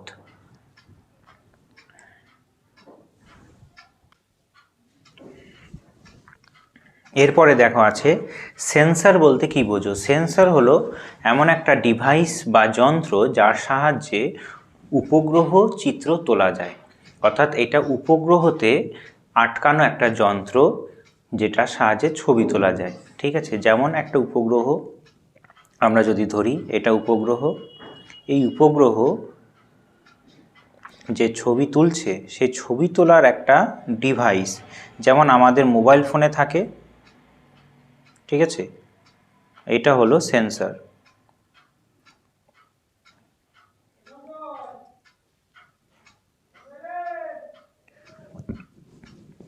তাহলে এটা হলো সেন্সর। এর সাহায্যে কি করা হয়? ভূপৃষ্ঠের চিত্র তোলা যায়। সেন্সর দু ধরনের হয়, একটা অ্যাক্টিভ সেন্সর, অ্যাক্টিভ উদাহরণ হবে র্যাডার, আর প্যাসিভ সেন্সর হবে, প্যাসিভ সেন্সর কি হবে? Mobile camera. এইখানে অ্যাক্টিভ সেন্সর বলতে বোঝায় যে দিনের বেলাতে এবং রাতের বেলাতে দু বেলাতেই ছবি তুলতে পারে। আর প্যাসিভ সেন্সর মানে কি? যে মোবাইল ক্যামেরা এটা দিনের বেলাতে ছবি তুললেও রাত্রিবেলা নিজের শরীর থেকে আলো পাঠিয়ে ছবি তুলতে পারে না।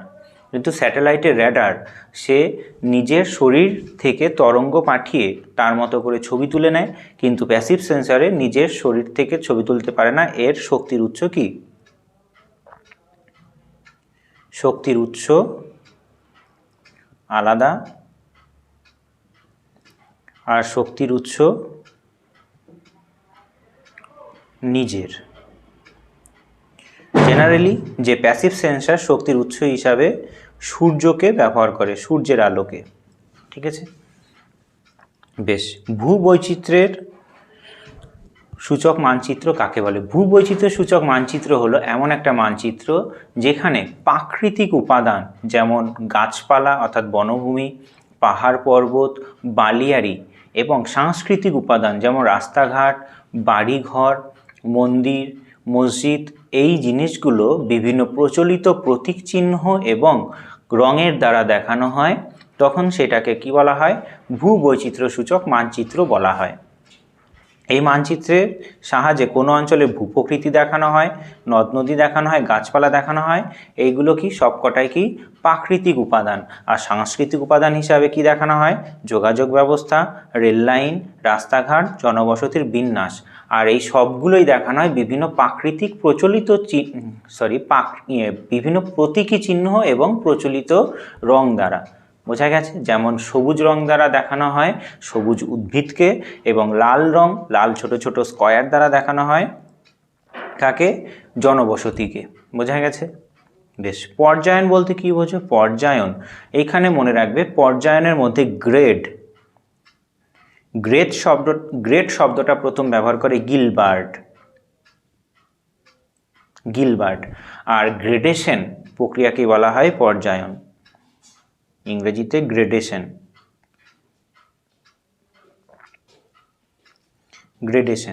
এই গ্রেডেশন পদ্ধতিকে বলা হয় পর্যায়ন। পর্যায়ন মানে কি? যে কোনো ভূপৃষ্ঠের উঁচু নিচু জায়গায়, এইরকম একটা উঁচু নিচু জায়গা কি হয়? ক্ষয়প্রাপ্ত হয়। ঠিক আছে, এই যে এইরকমভাবে ক্ষয়প্রাপ্ত হয়ে উঁচু জায়গা ক্ষয়প্রাপ্ত হয়ে যায়। উঁচু জায়গা ক্ষয়প্রাপ্ত হয়ে কোথায় জমা হয়? এই উঁচু জায়গায় ক্ষয় হয় মানে অবরোহণ হয়। আর এই ক্ষয়প্রাপ্ত জিনিসগুলো কোথায় জমা হয়? এই যে এই জায়গাতে জমা হয়,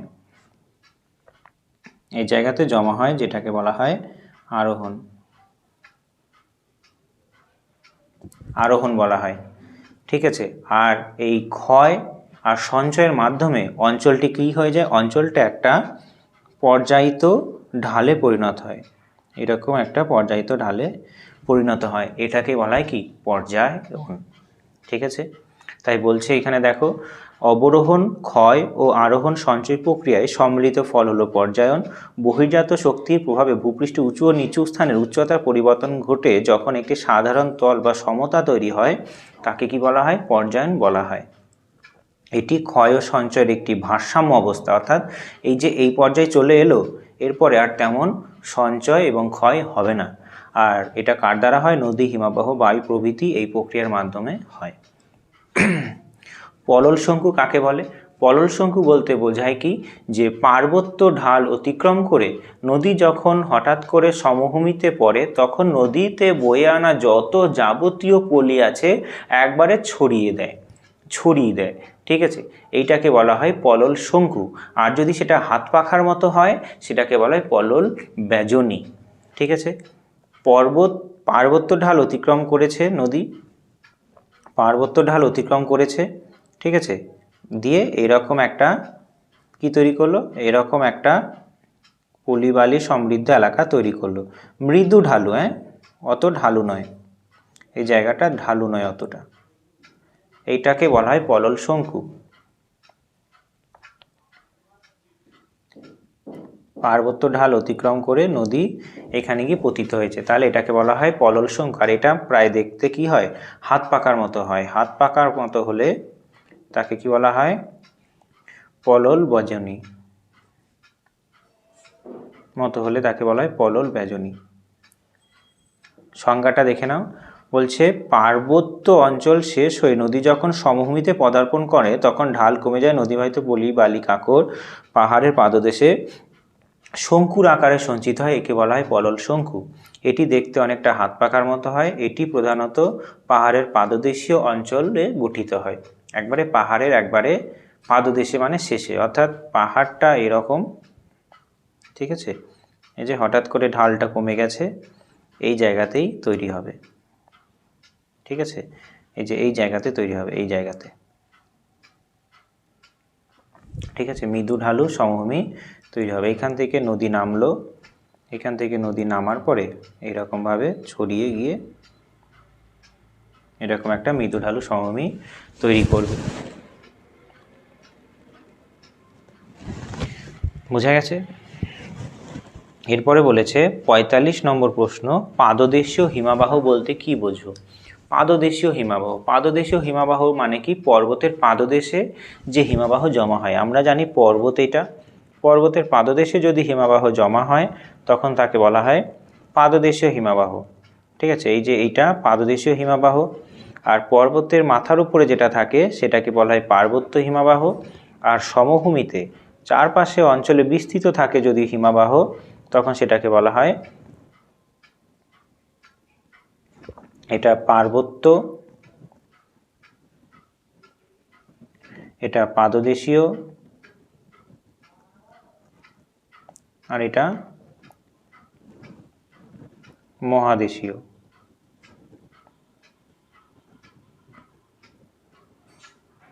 মহাদেশীয়। পার্বত্য হিমাবাহ বৃহত্তম আছে আলাস্কার হুবার্ড,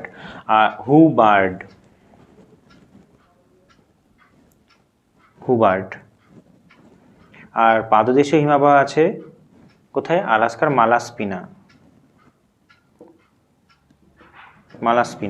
আর মহাদেশীয় হিমাবাহ আছে আন্টার্কটিকার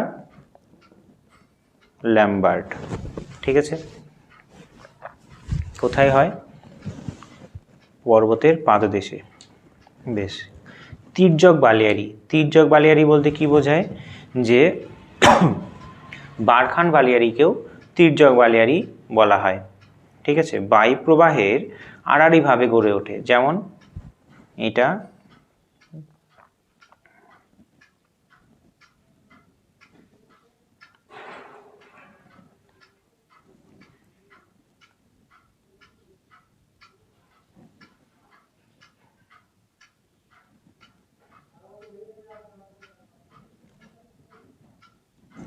এটা বালিয়াড়ি একটা বায়ু প্রবাহের কোথায় গড়ে উঠছে?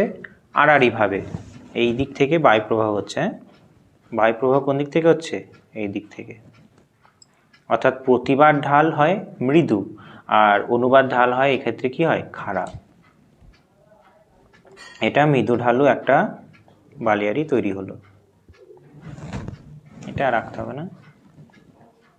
তাহলে বারখান বালিয়াড়ি হলো একটা কি? তির্যক বালিয়াড়ি। ঠিক আছে,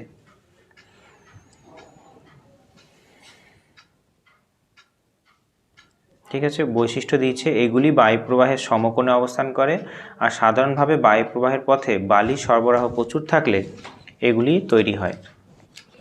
ঠিক আছে, তির্যক বালিয়াড়ি কাকে বলা হয়?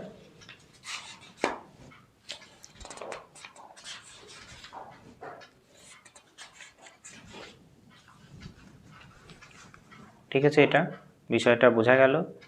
বেশ।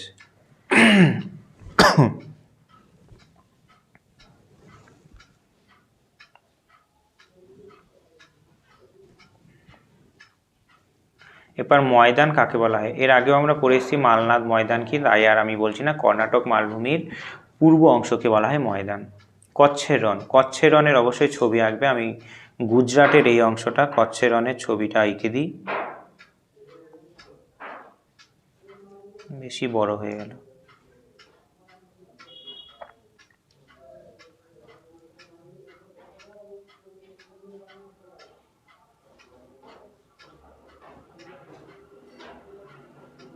দেখো, এই যে এই অংশটাকে বলা হয় কি? কচ্ছের রণ। এই অংশটা হলো কচ্ছের রণ।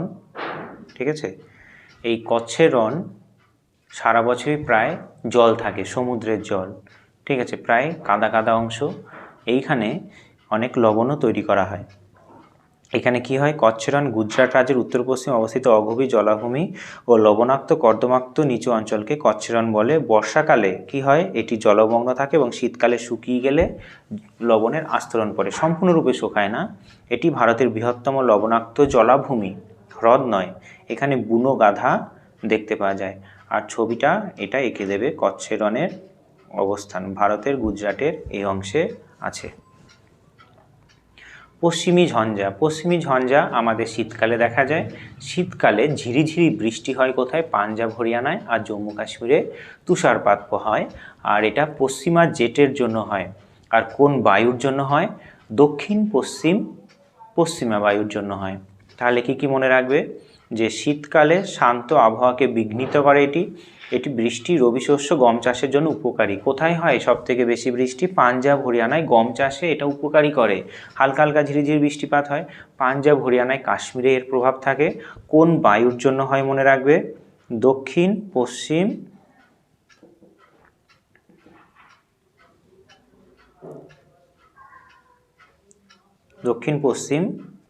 পশ্চিমা বায়ুর জন্য।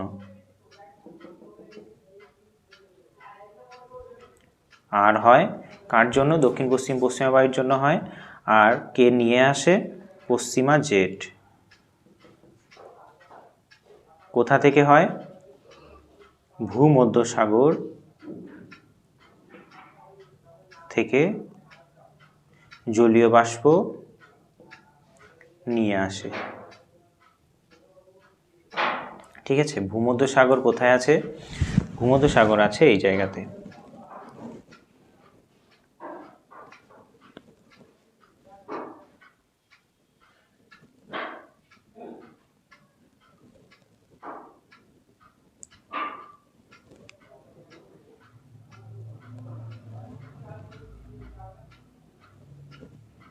দেখো এই যে এইখান থেকে জলীয় বাষ্পপূর্ণ বায়ু এই দিকে প্রবাহিত হয়।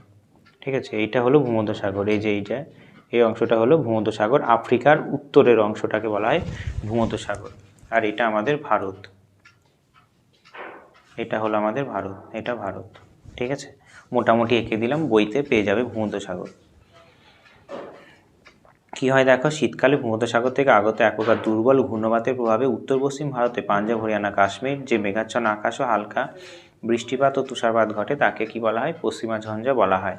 এটি ভারতের শীতকালীন শান্ত আবহাওয়াকে বিঘ্ন করে। এই বৃষ্টি রবি শস্য বিশেষ করে গম চাষের জন্য খুবই উপকারী। তারপর বলছে কৃষি বনসৃজন বলতে কি বোঝে? আমরা এর আগে পড়েছি কিন্তু সামাজিক বনসৃজন। সামাজিক বনসৃজনে কি পড়েছিলাম? যে গ্রামের সদস্যরা এনজিও, বেসরকারি সংস্থা বা সরকারের গ্রাম পঞ্চায়েত থেকে গাছ পেয়েছে, তাদের আশেপাশে গ্রামাঞ্চলের যে পতিত জমি আছে সেখানে গাছ লাগানোর জন্য। কিন্তু কৃষি বনসৃজন কে করে? কৃষি বনসৃজন একজন কৃষক করে তার নিজের প্রয়োজনের জন্য। কৃষক কী জন্য করে? তার নিজের প্রয়োজনের জন্য চাষবাস করে। কৃষক শুধুমাত্র তার নিজের প্রয়োজনের জন্য চাষবাস করে। এটাকে বলা হয় কি? কৃষি বনসৃজন। আল বরাবর জমির মাঝ বরাবর গাছ লাগিয়ে রাখে যাতে সারা বছর ফল আর অন্যান্য যে জ্বালানি কাঠ এগুলো পাওয়া যায়, সেই উদ্দেশ্য নিয়ে। কৃষক যখন তার নিজের জমিতে শস্য উৎপাদনের পাশাপাশি একই সাথে কাঠ, ফল বা পশুদের জন্য গাছ লাগাবে তখন তাকে বলা হয় কৃষি বনসৃজন। এটি জমির বহুমুখী ব্যবহার নিশ্চিত করে, কৃষকের অতিরিক্ত আয়ের উৎস হিসাবেও কাজ করে। অবশ্যই সংজ্ঞার সঙ্গে সঙ্গে বৈশিষ্ট্যও লিখবে, গুরুত্ব যদি থাকে গুরুত্ব লিখবে। ঠিক আছে,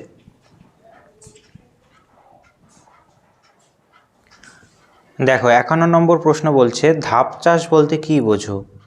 ধাপ চাষ মনে রাখবে সিঁড়ির ধাপের মতো করা হয় পাহাড়ি অঞ্চলে যাতে মৃত্তিকা ক্ষয় কম হয়। পাহাড়ি অঞ্চলে এরকম সিঁড়ির ধাপের মতো সৃষ্টি করে বিভিন্ন ধরনের ফসল চাষ করা হতে পারে, স্পেশালি ধানও করা হয়। এবার এই ধাপ চাষ করার মূল লক্ষ্যই হলো ভূমির ঢালকে এমনভাবে রাখা যাতে মৃত্তিকা ক্ষয় কম হয়। এই যে এ অংশটার থেকে বি অংশে জলের গতিবেগটা অনেকটা কমে যাবে, তাই পাহাড়ি অঞ্চলে মৃত্তিকার ক্ষয়টাকে কমানোর জন্য ধাপ চাষ করা হয়। ঠিক আছে, ধাপ চাষের সংজ্ঞা কি? যে পাহাড়ি অঞ্চলে ঢালু জমিতে মাটির ক্ষয় রোধ করার জন্য পাহাড়ের গায়ে সিঁড়ির ধাপের মতো ধাপ কেটে যে চাষাবাদ করা হয় তাকে ধাপ চাষ বলা হয়। এটি পার্বত্য অঞ্চলে মৃত্তিকা ক্ষয় রোধ করে আর পাহাড়ের ঢালকে কৃষিকাজের উপযোগী করে তোলে। তারপরে প্রশ্ন দিয়েছে বাণিজ্যিক ফসল কি? বাণিজ্যিক ফসল হলো কৃষক সেই ফসলটা বিক্রি করে কিছুটা অর্থ উপার্জন করতে পারে, যেমন চা, তারপরে পাট, তারপরে কার্পাস। এইগুলো কৃষক কি করে? বাজারে বিক্রি করে কিছু অর্থ উপার্জন করে বা দেশেরও অনেকটা বৈদেশিক মুদ্রা অর্জন হয়। সেই কারণে এগুলোকে কি বলা হয়, বাণিজ্যিক ফসল। এই যে সমস্ত ফসল কৃষক নিজের ভোগের জন্য নয় বরং সরাসরি বাজারে বিক্রি করে নগদ অর্থ উপার্জনের উদ্দেশ্যে চাষ করে তাদের বাণিজ্যিক বা অর্থকরী ফসল বলে, যেমন চা, কফি এবং পাট। এই ফসলের প্রধান লক্ষ্য হলো মুনাফা অর্জন, মানে কিছু লাভ করা, আর এগুলি শিল্পের কাঁচামাল হিসাবে ব্যবহার করা হয়। 53 নম্বর প্রশ্ন বলছে, ভীষণ গুরুত্বপূর্ণ প্রশ্ন, বলছে বিশুদ্ধ কাঁচামাল কাকে বলে। বিশুদ্ধ কাঁচামাল যেমন বলতে পারি কার্পাস, যত কেজি ওজন হয় কার্পাস থেকে তত কেজি সুতো তৈরি হয়, এবং যত কেজি সুতো তৈরি হবে তত কেজি বস্ত্র উৎপাদন হয়। তাই কার্পাস হলো একটা বিশুদ্ধ কাঁচামাল। তাই বলা হয় কি, যে সমস্ত কাঁচামালের ওজন এবং সেই কাঁচামাল থেকে উৎপাদিত পণ্যের ওজনের পরিমাণ সমান হয় তখন তাকে বলা হয় বিশুদ্ধ কাঁচামাল। কাঁচামালের ওজন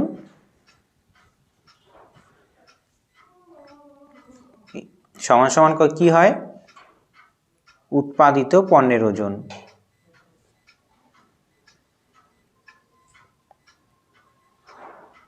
ঠিক আছে, এবার কাঁচামাল এবং উৎপাদিত পণ্যের ওজনের অনুপাতকে কি বলা হয়, মেটেরিয়াল ইন্ডেক্স। কাঁচামালের ওজন আর উৎপাদিত পণ্যের ওজনের, তাহলে এটা কি হয়ে গেল, যদি এই রকম হয় কাঁচামালের ওজন আর উৎপাদিত পণ্যের ওজন সমান হয় তখন তাকে বলা হয় বিশুদ্ধ কাঁচামাল। আর মেটেরিয়াল ইন্ডেক্স বলে একটা শব্দ আছে, তোমরা মনে রাখো, মেটেরিয়াল ইন্ডেক্স।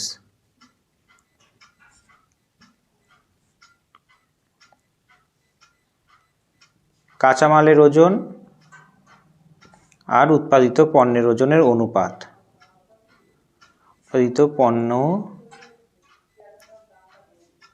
ওজন অনুপাতকে বলা হয় পণ্যসূচক। ঠিক আছে, এই পণ্যসূচক দেখা গেল যে কার্পাস 100 কেজি কার্পাস থেকে 100 কেজি সুতো হয়, তাহলে মেটেরিয়াল ইন্ডেক্স কত হলো, 1। যদি লৌহ ইস্পাত বলি 100 কেজি কাঁচামাল থেকে 80 কেজি কি হলো, 80 কেজি তৈরি হলো লৌহ ইস্পাত, তাহলে এখানে 1-এর কম হলো। কিসে হলো 1-এর কম, লোহা। আর এটা কি হলো, কার্পাস। কার্পাস এবং পাট, তাহলে কার্পাস এবং পাটে পণ্যসূচক 1 হলো, আর লোহা ইস্পাত শিল্পে বা চিনি শিল্পে, চিনি শিল্পে পণ্যসূচক কত হলো, 1-এর কম হলো, কারণ আখ যত কেজি ওজন হয় তত কেজি চিনি তৈরি হয় না। তাই পণ্যসূচক যদি 1 হয় তাহলে শিল্প যে কোনো জায়গায় গড়ে ওঠে, যে কোনো জায়গায় গড়ে ওঠে। আর যদি 1-এর কম হয় তাহলে শিল্প কোথায় গড়ে উঠবে, কাঁচামালের কাছে, কারণ তোমার এইখানে বহন করতে হবে 100 কেজি। যদি কাঁচামালের কাছে, এটা কাঁচামাল মানে র মেটেরিয়াল কাঁচামালের কাছে, আর এটা বাজার মার্কেট, এই দুটো হলো, এইটা হলো রাস্তা। তাহলে আমি যদি এইখানে শিল্প কলকারখানা গড়ে তুলি লৌহ ইস্পাত শিল্পের ক্ষেত্রে, তাহলে কি হবে, বেশি লাভজনক হবে, কারণ আমাকে 100 কেজি বহন করে নিয়ে যেতে হবে না, আমাকে কত কেজি বহন করতে হবে, 100 কেজি কাঁচামাল থেকে 80 কেজি উৎপাদিত হবে, এইটা আমি মার্কেটে পাঠিয়ে দিলাম এখান থেকে। তাই পণ্যসূচক 1-এর কম হলে শিল্প কোথায় গড়ে ওঠে, কাঁচামালের কাছে। 1-এর 1 হলে শিল্প যে কোনো জায়গায় গড়ে ওঠে। আবার কিছু কিছু কাঁচামাল আছে, ধরে নাও অ্যাসিড শিল্প, কেমিক্যালের ওজন 10 কেজি, অ্যাসিড শিল্প কেমিক্যালের ওজন 10 কেজি আর উৎপাদিত পণ্য হয়ে গেল 100 কেজি, তাহলে এখানে উৎপাদিত পণ্য বেশি হয়ে যাচ্ছে, তাই শিল্প আমি কোথায় গড়ে তুলব, আর এইখানে পণ্যসূচক কি হলো, 1-এর, সরি এইখানে ভুল হয়ে গেছে, এটা 1-এর বেশি হবে।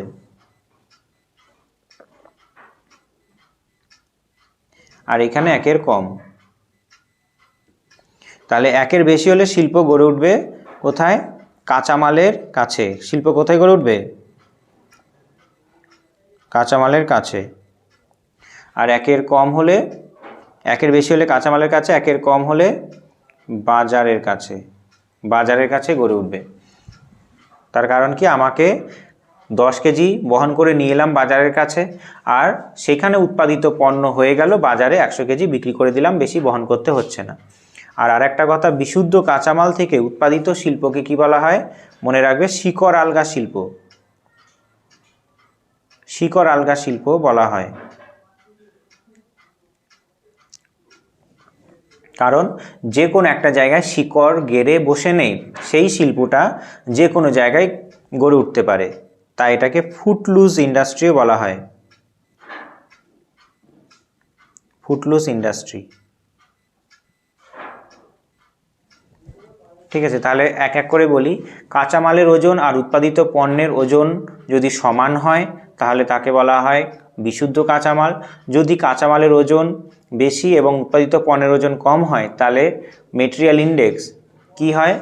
1-এর বেশি হয়, তখন সেটাকে বলা হয় অশুদ্ধ কাঁচামাল। আর অ্যাসিড শিল্পের ক্ষেত্রে উল্টো হয়, কাঁচামালের ওজন বেশি এবং উৎপাদিত পণ্যের ওজন কাঁচামালের ওজন কম এবং উৎপাদিত পণ্যের ওজন বেশি। ঠিক আছে, আর কাঁচামালের ওজন আর উৎপাদিত পণ্যের ওজনের অনুপাতকে বলা হয় মেটেরিয়াল ইন্ডেক্স। 1-এর বেশি হলে সেটাকে বলা হয়, 1-এর বেশি হলে তাকে বলা হয় অবিশুদ্ধ কাঁচামাল, আর 1 হলে বলা হয় তাকে শুদ্ধ কাঁচামাল, আর 1-এর কম হলে তাকে বলা হয় কি, যে সেটাও বিশুদ্ধ কাঁচামাল অ্যাসিড শিল্পের ক্ষেত্রে। এত কিছু মনে রাখবে, ঠিক আছে? বেশ, এটা নিয়ে মেটেরিয়াল ইন্ডেক্সটা মনে রাখবে অবশ্যই। এটার ইংরেজি বললাম আমি, মেটেরিয়াল ইন্ডেক্সের বাংলা কি? বাংলাটা বলে দিই, পণ্য সূচক। ঠিক আছে, পণ্য সূচক। পণ্য সূচকের সূত্র এটা। বেশ, উত্তর দক্ষিণ করিডোর বলতে কি বোঝো? উত্তর দক্ষিণ করিডোর বলতে বোঝায় যে ভারতের একবারে জম্মু কাশ্মীরের শ্রীনগর থেকে একবারে কন্যাকুমারী পর্যন্ত, ভারতের দক্ষিণতম বিন্দু অংশ পর্যন্ত NH 44 দ্বারা যুক্ত করা হয়েছে। এই দুটো অংশ অনেকটা জায়গা, অনেকটা রাস্তা দৈর্ঘ্য বলে এইটাকে বলছে কি উত্তর দক্ষিণ করিডোর। প্রায় অনেকটা দূর বিস্তৃত। কোন সড়কপথ দ্বারা? NH 44। তাই দেখো, ভারতের সড়কপথ উন্নয়নের একটি বৃহৎ প্রকল্প, যা উত্তরে জম্মু কাশ্মীর শ্রীনগর থেকে দক্ষিণে তামিলনাড়ু কন্যাকুমারী পর্যন্ত প্রায় 4000 কিমি বিস্তৃত। এটি ভারতের দীর্ঘতম সড়কপথ NH 44। এটি দেশের উত্তর ও দক্ষিণ প্রান্তকে সরাসরি যুক্ত করেছে। ঠিক আছে, এরপর আছে কি জলবিভাজিকা। ভীষণ গুরুত্বপূর্ণ একটা শব্দ জলবিভাজিকা। জলবিভাজিকা আমরা একটু আগেই পড়ালাম। ঠিক আছে, জলবিভাজিকা পড়েছি। জলবিভাজিকা বলতে বোঝায় এক বা একাধিক নদী অববাহিকাকে যে উচ্চভূমি দ্বারা পৃথক করে। ঠিক আছে, এক বা একাধিক নদী অববাহিকা যে উচ্চভূমি দ্বারা পৃথক হয় তাকেই বলা হয় জলবিভাজিকা।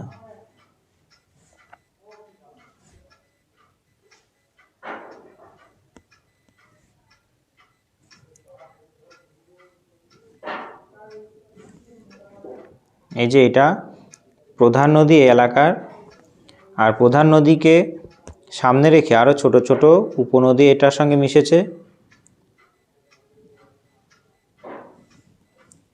ঠিক আছে, এটা প্রধান নদী আর ছোট ছোট উপনদী এখানে মিশেছে। তাহলে এই যে এইটা হলো নদী অববাহিকা। এই অংশটা হলো নদী অববাহিকা, ব্ল্যাক কালার বর্ডার দিয়ে দিলাম, এটা নদী অববাহিকা। এই দুটো নদী অববাহিকাকে আলাদা করছে এইখানে এই উচ্চভূমি। ঠিক আছে, এই উচ্চভূমি এই নদী অববাহিকাকে আলাদা করেছে।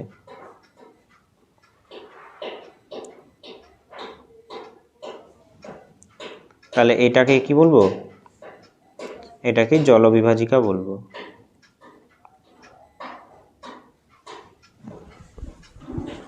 ঠিক আছে, এই ব্ল্যাক কালিটা না দিলেও হবে, মুছেই দিই।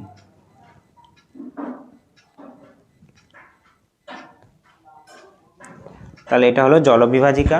ঠিক আছে, জলবিভাজিকার সংজ্ঞা কি? যে উচ্চভূমি, যেমন পাহাড়, পর্বত, মালভূমি 2 বা ততোধিক নদী অববাহিকাকে পৃথক করে তাকে জলবিভাজিকা বলে। আর বৈশিষ্ট্য, এটি দুটি নদীর অববাহিকার মধ্যবর্তী সীমানা নির্দেশ করে। এই যে এটা কি দুটি নদী অববাহিকা, এটা 1 নম্বর, এটা 2 নম্বর, আর এই যে এই অংশটা হলো সীমানা নির্দেশ করছে। ঠিক আছে, বেশ। জলবিভাজিকার ওপর যখন বৃষ্টিপাত হয় তখন জল দুই বিপরীত ঢালে প্রবাহিত হয়ে ভিন্ন ভিন্ন নদীতে গিয়ে মেশে। সাধারণত পাহাড়চূড়া বা শৈলশিরা জলবিভাজিকা হিসাবে কাজ করে। অর্থাৎ এইখান থেকে নদী অনেক তৈরি হয়েছে, এখান থেকে নদী তৈরি হয়েছে, ঠিক আছে, এইখান থেকে নদী তৈরি হয়ে এইদিকে গেছে, প্রধান নদীর সঙ্গে মিশেছে। বোঝা গেছে জলবিভাজিকা কি। ভারতের দুটো জলবিভাজিকা মনে রাখবে, পশ্চিমঘাট পর্বত পূর্ব বাহিনী এবং পশ্চিম বাহিনী নদীকে আলাদা করেছে, আর বিন্ধ্য পর্বত উত্তর ভারতের নদী এবং দক্ষিণ ভারতের নদীকে আলাদা করেছে। ইনসেলবার্জ বলতে কি বোঝো? ইনসেলবার্জ বলতে বোঝায় মরু ক্ষয়চক্রের শেষ পর্যায়ে, মরু ক্ষয়চক্রের শেষ পর্যায়ে যে কঠিন শিলা ক্ষয় না পেয়ে দাঁড়িয়ে থাকে, ঠিক আছে, তখন সেটাকে বলা হয় কি ইনসেলবার্জ। এটা মরু ক্ষয়চক্রের শেষ পর্যায়ের একটা সমপ্রায় ভূমি, এটাকে বলা হয় পেডিমেন্ট।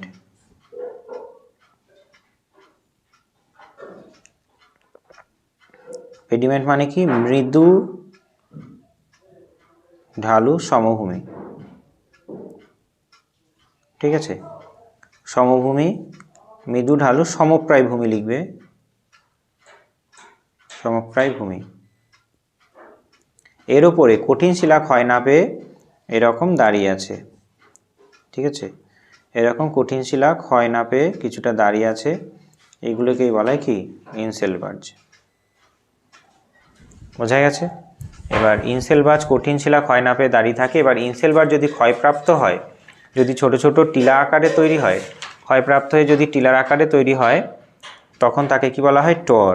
অর্থাৎ এইটা ইনসেলবার্জ, এটা ক্ষয়প্রাপ্ত হয়ে, ঠিক আছে, ক্ষয়প্রাপ্ত এরকম ছোট ছোট টিলা তৈরি হলে তাকে বলা হয় টর। এটা যদি আরও একটু ক্ষয় পেয়ে গম্বুজাকার হয়, তখন তাকে বলা হয়, গম্বুজাকার তৈরি হয়, তখন তাকে বলা হয় কি বনহার্ড, ঠিক আছে, এরকম গম্বুজাকারে পরিণত হয়ে গেল ক্ষয়প্রাপ্ত হয়ে। এটা একটা গম্বুজ, এটা একটা গম্বুজ, এবং এরপরে আরও ছোট যদি হয়ে যায় ক্ষয়প্রাপ্ত হয়ে এরকম পড়ে রইল, ঠিক আছে, তখন সেটাকে বলা হবে কি ক্যাসল ক্যাপিস। তাহলে এটা টর, ছোট ছোট টিলার আকারে তৈরি হলো, এটা গম্বুজ আকার হলো, এটাকে বলা হয় বর্নহার্ড, আর এটাকে বলা হবে ক্যাসল ক্যাপিজ।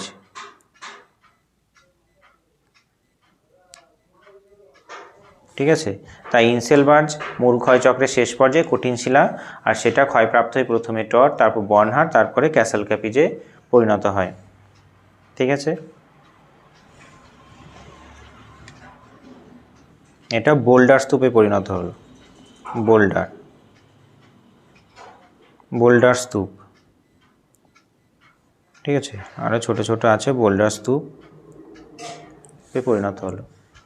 তাই এখানে দেখো কি বলছে, যে মরু অঞ্চলে দীর্ঘকাল ধরে বায়ুর ক্ষয়কার্যের ফলে কোমল শিলা অপসারিত হয়ে মাঝে কঠিন শিলা দিয়ে গঠিত যেসব টিলা বা পাহাড় খাড়াভাবে দাঁড়িয়ে থাকে তাদের কি বলা হয়? ইনসেলবার্জ। এগুলি সাধারণত গম্বুজাকার বা মসৃণ ঢালু হয়। এগুলি অত্যন্ত কঠিন শিলা, যেমন গ্রানাইট বা নিজ দ্বারা গঠিত, আর এগুলি সাধারণত চারপাশে সমতল ভূমি হঠাৎ উঁচুতে অবস্থান করে। বোঝা গেছে? বেশ, এরপরে বলেছে নিরপেক্ষ আর্দ্রতা বলতে কি বোঝো? নিরপেক্ষ আর্দ্রতা, আর্দ্রতার তিন ধরনের ভাগ আছে। একটা নিরপেক্ষ আর্দ্রতা আছে, আর একটা আপেক্ষিক আর্দ্রতা আছে, আর একটা আছে চরম আর্দ্রতা। ঠিক আছে, এই নিরপেক্ষ আর্দ্রতা বলতে বোঝায় কি, যে নির্দিষ্ট আয়তনের বায়ুতে, একটা নির্দিষ্ট আয়তনের বায়ুতে যতটা পরিমাণ জলীয় বাষ্প আছে তাকে বলা হয় নিরপেক্ষ আর্দ্রতা। এর একক মনে রাখবে গ্রাম প্রায় ঘনমিটার। অর্থাৎ এইটা একটা নির্দিষ্ট আয়তনের কোন একটা পাত্র, এর মধ্যে যে বায়ু থাকবে তার ওজনকে বলা হয় কি নিরপেক্ষ আর্দ্রতা।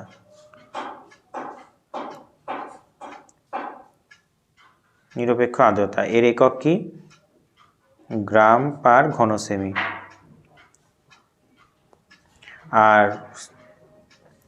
আর একটা আছে চরম আর্দ্রতা, নিরপেক্ষটাই চরম আর্দ্রতা বলা হয়। এর অপর নাম মনে রাখবে নিরপেক্ষ আর্দ্রতা বা চরম আর্দ্রতা। আর একটা আছে কি আপেক্ষিক আর্দ্রতা, যেটা আমরা আলোচনা করেছি এর আগেই। আপেক্ষিক আর্দ্রতা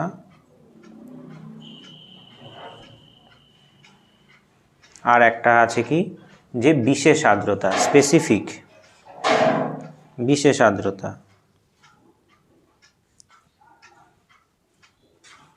বিশেষ আর্দ্রতায় কি হয় যে নির্দিষ্ট ওজনের বায়ু, নির্দিষ্ট ওজনের বায়ুতে যতটা জলীয় বাষ্প আছে, তাই এটার একক কি হবে গ্রাম পার কেজি। বেশ, হিমপ্রাচীর কাকে বলে? হিমপ্রাচীর হলো উষ্ণ এবং শীতল সমুদ্র স্রোত মিলিত হলে তাকে হিমপ্রাচীর বলা হয়। ঠিক আছে, উষ্ণ এবং সমুদ্র স্রোত, উষ্ণ এবং শীতল সমুদ্র স্রোত যেখানে মিলিত হয় তাকে বলা হয় হিমপ্রাচীর। বোঝা গিয়েছে? বেশ, তাই বলছে দেখো, উত্তর আটলান্টিক মহাসাগরে উত্তর দিক থেকে আসা শীতল ল্যাব্রাডর স্রোত ও ঘন নীল রঙের ল্যাব্রাডর স্রোত এবং দক্ষিণ দিক থেকে আসা উষ্ণ গাঢ় নীল রঙের উপসাগরীয় স্রোতের মিলনস্থলে যে স্পষ্ট বিভাজিকা রেখা দেখা যায়, স্পষ্ট বিভাজিকা মানে এখানে বলতে চাইছে যে আলাদা একটা অংশ তৈরি হয়, তাকে হিমপ্রাচীর বলে। বোঝা গেছে? তাহলে যেটা শীতল জল আসবে সেটা হবে ঘন নীল, শীতল জল হয় ঘন নীল, আর উষ্ণ জল হয় গাঢ় নীল। এখানে একটু ভুল হয়ে গেছে, লিখতে ওয়ার্ড টাইপিং ভুল হয়ে গেছে। এখানে শীতল জলটা মনে রাখবে যে শীতল জলটা মনে রাখবে কি সবুজ। ঠিক আছে, শীতল জলটা মনে রাখবে সবুজ, এটা নীল হবে না, সবুজ হবে। সবুজ রঙের ল্যাব্রাডর স্রোত এবং দক্ষিণ দিক থেকে আসা নীল উপসাগরীয় স্রোতের মিলনে যে স্পষ্ট বিভাজিকা তৈরি হয় তাকেই বলা হয় কি যে হিমপ্রাচীর। তাহলে সবুজ মানে শীতল জল আর নীল মানে গরম জল, উষ্ণ জল। ঠিক আছে, এবার যেখানে হিমপ্রাচীর তৈরি হয় সেখানে কি হয়, এই দুটো স্রোত যখন মিলিত হয় একসঙ্গে, ধরে নাও এটা কি উষ্ণ শীতল, আর সবুজ হলো, আর নীল উষ্ণ। এই যে এই অংশটাকেই বলা হয় কি হিমপ্রাচীর। এইখানে কি হয়, এই যে এই পার্টটায় ঘন কুয়াশা তৈরি হয়, যেখানে মিলিত হয় ঝড়ঝঞ্ঝাট তৈরি হয়। তাই এখানে দিয়েছে, এখানে উষ্ণ শীতল স্রোতের মিলনে ঘন কুয়াশা ঝড়ের সৃষ্টি হয়। উষ্ণতার পার্থক্যের কারণে এই দুই স্রোতের রঙের পার্থক্য স্পষ্টভাবে বোঝা যায়। এই অঞ্চলে প্রচুর মৎস্যক্ষেত্র, গ্র্যান্ড ব্যাঙ্ক গড়ে ওঠে, কারণ এই শীতল স্রোত কি নিয়ে আসে, এই শীতল স্রোত নিয়ে আসে হিমশৈল।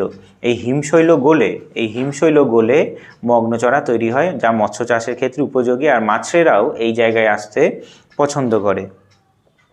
বর্জ্যের পুনর্ব্যবহার আমাদের পড়া হয়ে গেছে। কম্পোস্টিংটা বলি। কম্পোস্টিং বলতে কি বোঝায়, যে বজ্রকে, জৈব ভঙ্গুর বর্জ্যকে সার তৈরি করার প্রক্রিয়াকে বলা হয় কম্পোস্টিং। এটা কি দিয়ে করা হয়, লাল কেঁচো দিয়ে করা হয়। দেখো, জৈব ভঙ্গুর বর্জ্য যেমন তরকারি খোসা, পাতা, অণুজীবী বা ব্যাকটেরিয়ার সাহায্যে হতে পারে বা কেঁচোর সাহায্যে হতে পারে, পচিয়ে যে জৈব সার তৈরি করা হয় তাকে কম্পোস্টিং বলে। এটা পরিবেশ বান্ধব বর্জ্য ব্যবস্থাপনার একটা বৈজ্ঞানিক পদ্ধতি।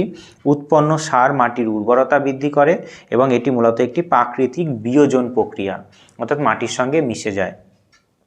মরুস্থলী বলতে বোঝায় মৃতের ভূমি। রাজস্থানে যেখানে প্রাণের অস্তিত্ব খুবই প্রায় নেই, সেই জায়গাকে বলা হয় কি মরুস্থলী। তাই বলছে দেখো, স্থর মরুভূমির পশ্চিম দিকে বালুকাময় অত্যন্ত শুষ্ক উদ্ভিদহীন রুক্ষ অংশকে মরুস্থলী বলা হয়। মরুস্থলী শব্দের অর্থ হলো মৃতের দেশ, এটা ভীষণ গুরুত্বপূর্ণ, মনে রাখবে। বৈশিষ্ট্য, এখানে বালিয়াড়ির প্রাধান্য দেখা যায়, প্রচুর বালিয়াড়ি। এখানে বৃষ্টিপাত অত্যন্ত কম হয়, এখানে কৃষিকাজ প্রায় অসম্ভব, কোনো গাছপালাই তেমন নেই। ঠিক আছে, মানুষই বা থাকবে কেন। এলাকাটি পাথুরে এবং বালুকাময় মরুভূমি দ্বারা গঠিত। খুব গুরুত্বপূর্ণ, মরুস্থলী শব্দের অর্থ কি মৃতের দেশ। কোথায় আছে? রাজস্থানে থর মরুভূমিতে। সামাজিক বনসৃজন আমাদের পড়া হয়ে গেছে। পাঞ্জাব হরিয়ানায় কৃষি উন্নতির দুটি সুফল। পাঞ্জাব হরিয়ানা এমন একটা জায়গা যেখানে শীতকালে রবি শস্য খুব ভালো রকম চাষ করা হয় পশ্চিমা ঝঞ্ঝার জন্য। আর পাঞ্জাব হরিয়ানাতেই আমাদের যখন 1960-এর পরপর মানে 1960-এর দশকে সবুজ বিপ্লব হয়েছিল, পাঞ্জাব হরিয়ানাতেই চাষের ব্যবস্থা উন্নত থাকায় সেখানে সব থেকে ভালো করে চাষের উন্নতি হয়েছে। তাই সবুজ বিপ্লবের জন্য গম চাষের প্রভূত উন্নত হয়। ঠিক আছে, যে জমিতে 1-2 কুইন্টাল গম চাষ হতো সেই জমি থেকে 5 কুইন্টাল গম চাষ হচ্ছে। তাই পাঞ্জাব হরিয়ানা কৃষি উন্নতির খুব ভালোই হয়েছে, যেখানে চাষবাস এতটা বৃদ্ধি পেয়েছে ভারত খাদ্যের দিক থেকে অনেকটা নিরাপত্তা পেয়েছে। কিন্তু পাঞ্জাব হরিয়ানায় এই অতিরিক্ত জলসেচের জন্য সেখানে জমি লবণাক্ত হচ্ছে দিন দিন, আর প্রচুর খাল কাটা হয়েছিল সবুজ বিপ্লবের সময়, যার জন্য সেই জায়গায় জল জমে অনেক ম্যালেরিয়ার প্রকোপও বেড়েছিল মশার উপদ্রবের জন্য। দেখো, খাদ্যশস্যের স্বনির্ভরতা। আধুনিক কৃষি ব্যবস্থা প্রবর্তন হয়েছিল বলে সেখানে চাষ ও সেচের উন্নতির ফলে গম ও ধানের উৎপাদনে বিপুল পরিমাণে বৃদ্ধি পেয়েছে এবং খাদ্যে স্বয়ংসম্পূর্ণ করেছে। অর্থনৈতিক সমৃদ্ধি। কৃষিকাজের উন্নতির ফলে এখানকার কৃষকদের জীবনযাত্রার মান উন্নত হয়েছে এবং কৃষি ভিত্তিক শিল্পও গড়ে উঠেছে। কারণ সবুজ বিপ্লবের পরে এই জায়গায় কৃষকরা এতটা উন্নত করেছে নিজেদের, যার ফলে তাদের প্রত্যেকটা বাড়িতে চাষের কোনো যন্ত্রপাতি, যত ধরনের যন্ত্রপাতি হয় সব আছে। আমাদের দেশে, আমাদের পশ্চিমবঙ্গে যত বীজ আসে সব পাঞ্জাব হরিয়ানা থেকেই আসে, উচ্চ ফলনশীল বীজ বেশি করে। আর কুফল কি? কুফলটা এখানে নেই, আমি কুফলটা বলে দিই। কুফল হলো প্রচুর পরিমাণে সবুজ বিপ্লবের জন্য জলসেচ করার কারণে জমি হয়ে গেছে লবণাক্ত। প্রচুর চাষের জমি বাড়ানোর জন্য বনভূমি অরণ্য কাটা হয়েছে, যার ফলে বাস্তুতন্ত্রগত দিক থেকে জীববৈচিত্র্যও হ্রাস পেয়েছে। এছাড়া ম্যালেরিয়ার প্রকোপও অনেকটা বেড়েছে। তাহলে কি বললাম? 1, বন্য জন্তু হ্রাস অর্থাৎ জীববৈচিত্র্য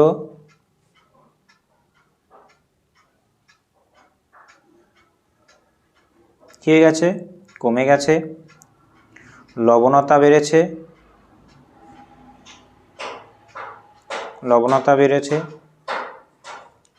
জমির লবণতা বেড়েছে সেচের জন্য। আর জীববৈচিত্র্য হ্রাস পেয়েছে কেন? বনভূমি কাটার জন্য। বনভূমি কেটে চাষের জমি বাড়ানো হয়েছে। আর 3 নম্বর, আর্থসামাজিক বৈষম্য বেড়েছে অর্থাৎ পাঞ্জাব হরিয়ানার কৃষকরাই সব থেকে সবুজ বিপ্লবের সুফল পেয়েছিল। তাই সারা ভারতের অন্যান্য কৃষকরা সেই সুফল না পাওয়ার কারণে অনেকটা বৈষম্য বেড়েছে। ঠিক আছে, ম্যালেরিয়ার প্রকোপ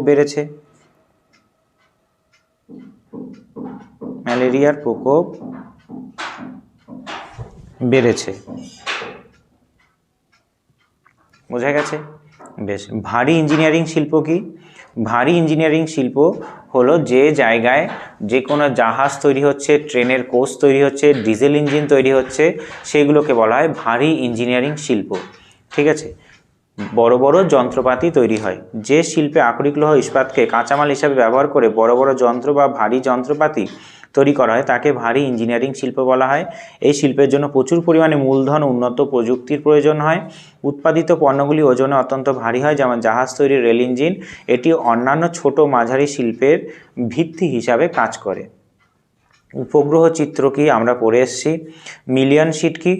ভূবৈচিত্র্য সূচক মানচিত্রের একটা ভাগ, যার আরএফ মানে আমরা পড়ে এসেছি আরএফ 1:10 লক্ষ।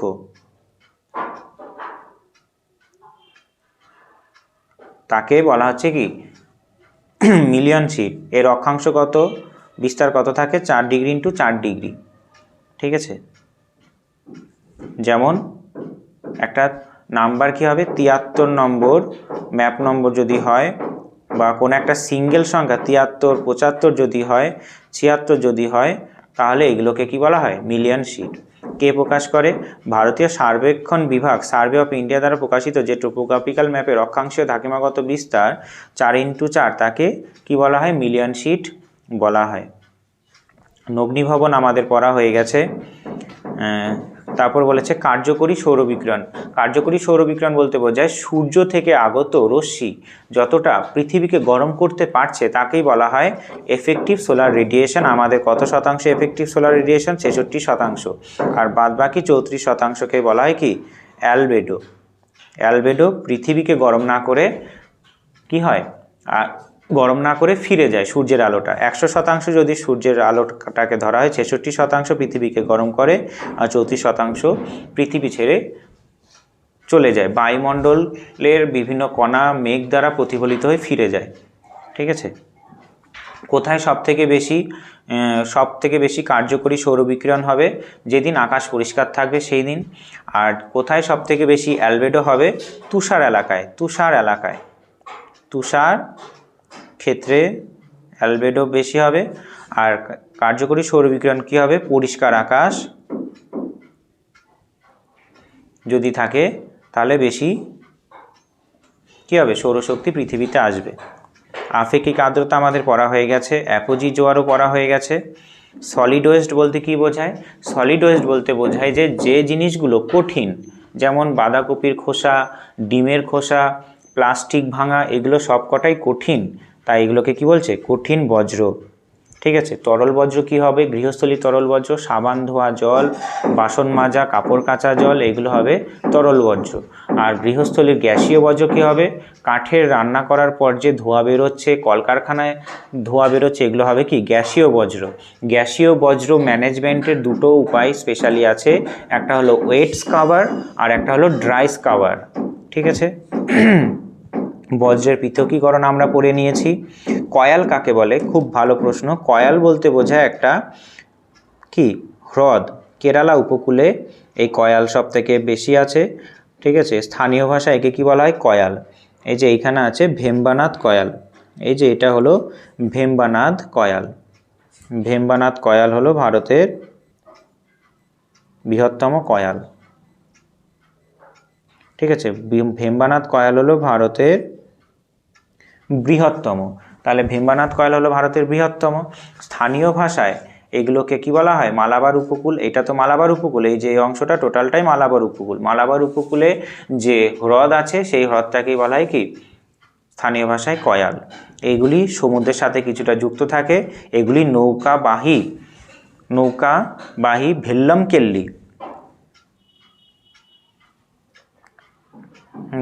কেল্লি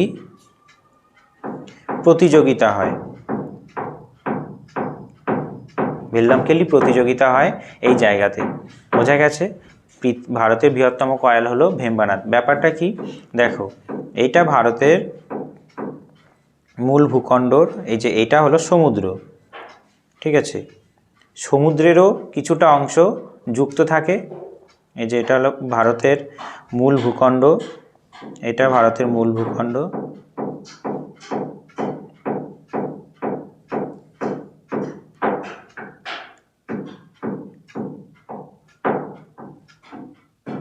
মূল ভূখণ্ড, এই মূল ভূখণ্ডের কোনো একটা অংশে এরকম যদি থাকে তাহলে এখানে সমুদ্রের জলও প্রবেশ করে, এখানে সমুদ্রের জল প্রবেশ করছে। ঠিক আছে, আর প্লাস কোনো নদীও এখানে এসে মিশছে। ঠিক আছে, সমুদ্র প্লাস নদীর জল মিশ্রিত এই কয়ালগুলো, এটাকে ব্যাক ওয়াটার্সও বলা হয়। ব্যাক ওয়াটার্সও বলা হয়, মনে রাখবে। ঠিক আছে, ব্যাক ওয়াটার্সও বলা হয়, কারণ এখানে নদীর জল আর সমুদ্রের জল একসঙ্গে থাকে, তাই সম্পূর্ণরূপে প্রচণ্ড পরিমাণে এগুলো কিন্তু অতটা লবণাক্ত হয় না, কারণ নদীর জল মিশছে। ঠিক আছে, এখানে নদীর জল মিশছে, কোনো নদী এসে এখানে মিশছে, এটা নদী, আর এখানে সমুদ্র এসছে, সমুদ্র আছে, নদী প্লাস সমুদ্রে জল মিশ্রিত হয়, তাই এটাকে ব্যাক ওয়াটার্সও বলা হয়। বোঝা গেছে? বেশ, গঙ্গা নদীর উৎস আমরা জানি গোমুখ গুহা থেকে উৎপত্তি হয়েছে, আর অলকানন্দার সঙ্গে মিশেছে দেবপ্রয়াগে, তারপরে নাম হয়েছে ভাগীরথী। বহুমুখী নদী পরিকল্পনা বলতে কি বোঝায়? বহুমুখী নদী পরিকল্পনা হলো নদীতে বাঁধ দিয়ে বাঁধের এক পাশে প্রচুর জল জমে, সেই জল থেকে কি করা হয়? সেচের কাজ করা হয়, তারপরে বিভিন্ন ধরনের মাছ চাষ করা হয়, পানীয় জলের সাপ্লাই দেওয়া হয়, পর্যটন শিল্পের উন্নতি হয়। তাই আর একটা গুরুত্বপূর্ণ হলো জলবিদ্যুৎ উৎপাদন করা হয়। তাই এই কাজগুলো ঠিকঠাকভাবে করার জন্য নদীতে বাঁধ দেওয়া হয়। এই যে নদীতে বাঁধ দেওয়া হচ্ছে এইটাকেই বলা হয় কি? বহুমুখী নদী পরিকল্পনা। উদ্দেশ্য কি? জলবিদ্যুৎ তৈরি করা। উদ্দেশ্য কি? মাছ চাষ করা। উদ্দেশ্য কি? বন্যা নিয়ন্ত্রণ করা। উদ্দেশ্য কি? পর্যটন শিল্পের উন্নতি ঘটানো। ঠিক আছে, তাই দেখো নদীর ওপর বাঁধ দিয়ে জলপ্রবাহকে নিয়ন্ত্রণ করে যখন একই সাথে বন্যা নিয়ন্ত্রণ, জলসেচ, জলবিদ্যুৎ উৎপাদন এবং মৎস্য চাষের মতো একাধিক উদ্দেশ্য পূরণ করা হয় তখন তাকে বহুমুখী নদী উপত্যকা পরিকল্পনা বলা হয়। শিকড় আলগা শিল্প আমাদের পড়া হয়ে গেছে। যে শিল্পের কাঁচামালের ওজন আর উৎপাদিত পণ্যের ওজন সমান থাকে, যেমন কার্পাস বস্ত্র বয়ন, সেই শিল্প যে কোনো জায়গায় গড়ে উঠতে পারে, পরিবহন খরচ একই থাকবে। বাজারের কাছে গড়ে উঠুক বা কাঁচামালের কাছে গড়ে উঠুক, তাকেই বলা হয় শিকড় আলগা শিল্প, যেটা কি হবে? কার্পাস বস্ত্র বয়ন শিল্প। এটাকে ফুটলুস ইন্ডাস্ট্রিও বলা হয়। রিমোট সেন্সিং আমাদের পড়া হয়ে গেছে, আর জিও স্টেশনারি উপগ্রহ পড়া হয়ে গেছে আমাদের। ঠিক আছে, জিও স্টেশনারি উপগ্রহ কত কিলোমিটার উপরে থাকে? 36,000 কিলোমিটার উপরে থাকে, যোগাযোগের ব্যবস্থায় সাহায্য করে। ঠিক আছে, আর পশ্চিম থেকে পূর্ব দিকে ঘোরে। আমরা একটু আগেই পড়ে নিয়েছি, এই প্রশ্নে কিছু প্রশ্ন রিপিটও হয়েছে। ঠিক আছে, এটা হলো জিও স্টেশনারি উপগ্রহ, পশ্চিম থেকে পূর্ব দিকে ঘোরে। ঠিক আছে, এটা কি করে? যোগাযোগ রক্ষা করে আমাদের। বোঝা গেছে? তবে দেখতে পেলে প্রায় 75টা প্রশ্ন আর নেই, 75টা প্রশ্ন তোমাদের সঙ্গে আলোচনা করলাম। এই প্রশ্নগুলো যদি ভালো করে মন দিয়ে পড়ো, তোমাদের মোটামুটি 6টা যে 2 নম্বরের প্রশ্ন আসবে, সেই 2 নম্বরের মধ্যে অন্তত 4টে থেকে 5টা এর মধ্যে থেকেই আসবে। তাই চিন্তার কিছু নেই, এই প্রশ্নগুলো দেখো এবং কিভাবে লিখতে হয় আমি ভিডিওর মাধ্যমে আলোচনা করেছি। প্রত্যেকটা প্রশ্ন যদি ছবি আঁকা যায় অবশ্যই ছবি আঁকবে। ছবি যেগুলো আঁকা যাবে না, সংজ্ঞা লেখার সঙ্গে সঙ্গে তোমাকে বৈশিষ্ট্য প্লাস গুরুত্বও লিখতে হবে। ঠিক আছে, ওই বিষয়টা সম্পর্কে কি জানো সেটা লিখতে হবে। তাই পরীক্ষায় প্রশ্ন আসে না যে শিকড় আলগা শিল্প কাকে বলে, কি প্রশ্ন আসে? শিকড় আলগা শিল্প কি, কয় দীর্ঘি কি, কি মানে কি, আরও একটু বিস্তারিত তুমি লেখো। দূরসংবেদন ব্যবস্থা কাকে বলে আসে না, দূরসংবেদন ব্যবস্থা কি আসে। তাই এইখানে তোমাকে অবশ্যই একটা সুন্দর উত্তর করতে হবে যাতে 2-এ 2 পাও। আর যদি ছবি আঁকা যায় ছবি অবশ্যই আঁকবে। দেখা হচ্ছে পরের 3 নম্বর এবং 5 নম্বরের কী ধরনের প্রশ্ন আসবে এবং আরও ম্যাপ পয়েন্টিং তোমাদের কি আসতে পারে সেটা সম্পর্কে আলোচনা নিয়ে। ঠিক আছে, এর পরের ভিডিওতে সেইগুলো আমি নিয়ে আসবো অবশ্যই। বোঝা গেল? ততক্ষণ ভালো থেকো। জয় হিন্দ, জয় ভারত।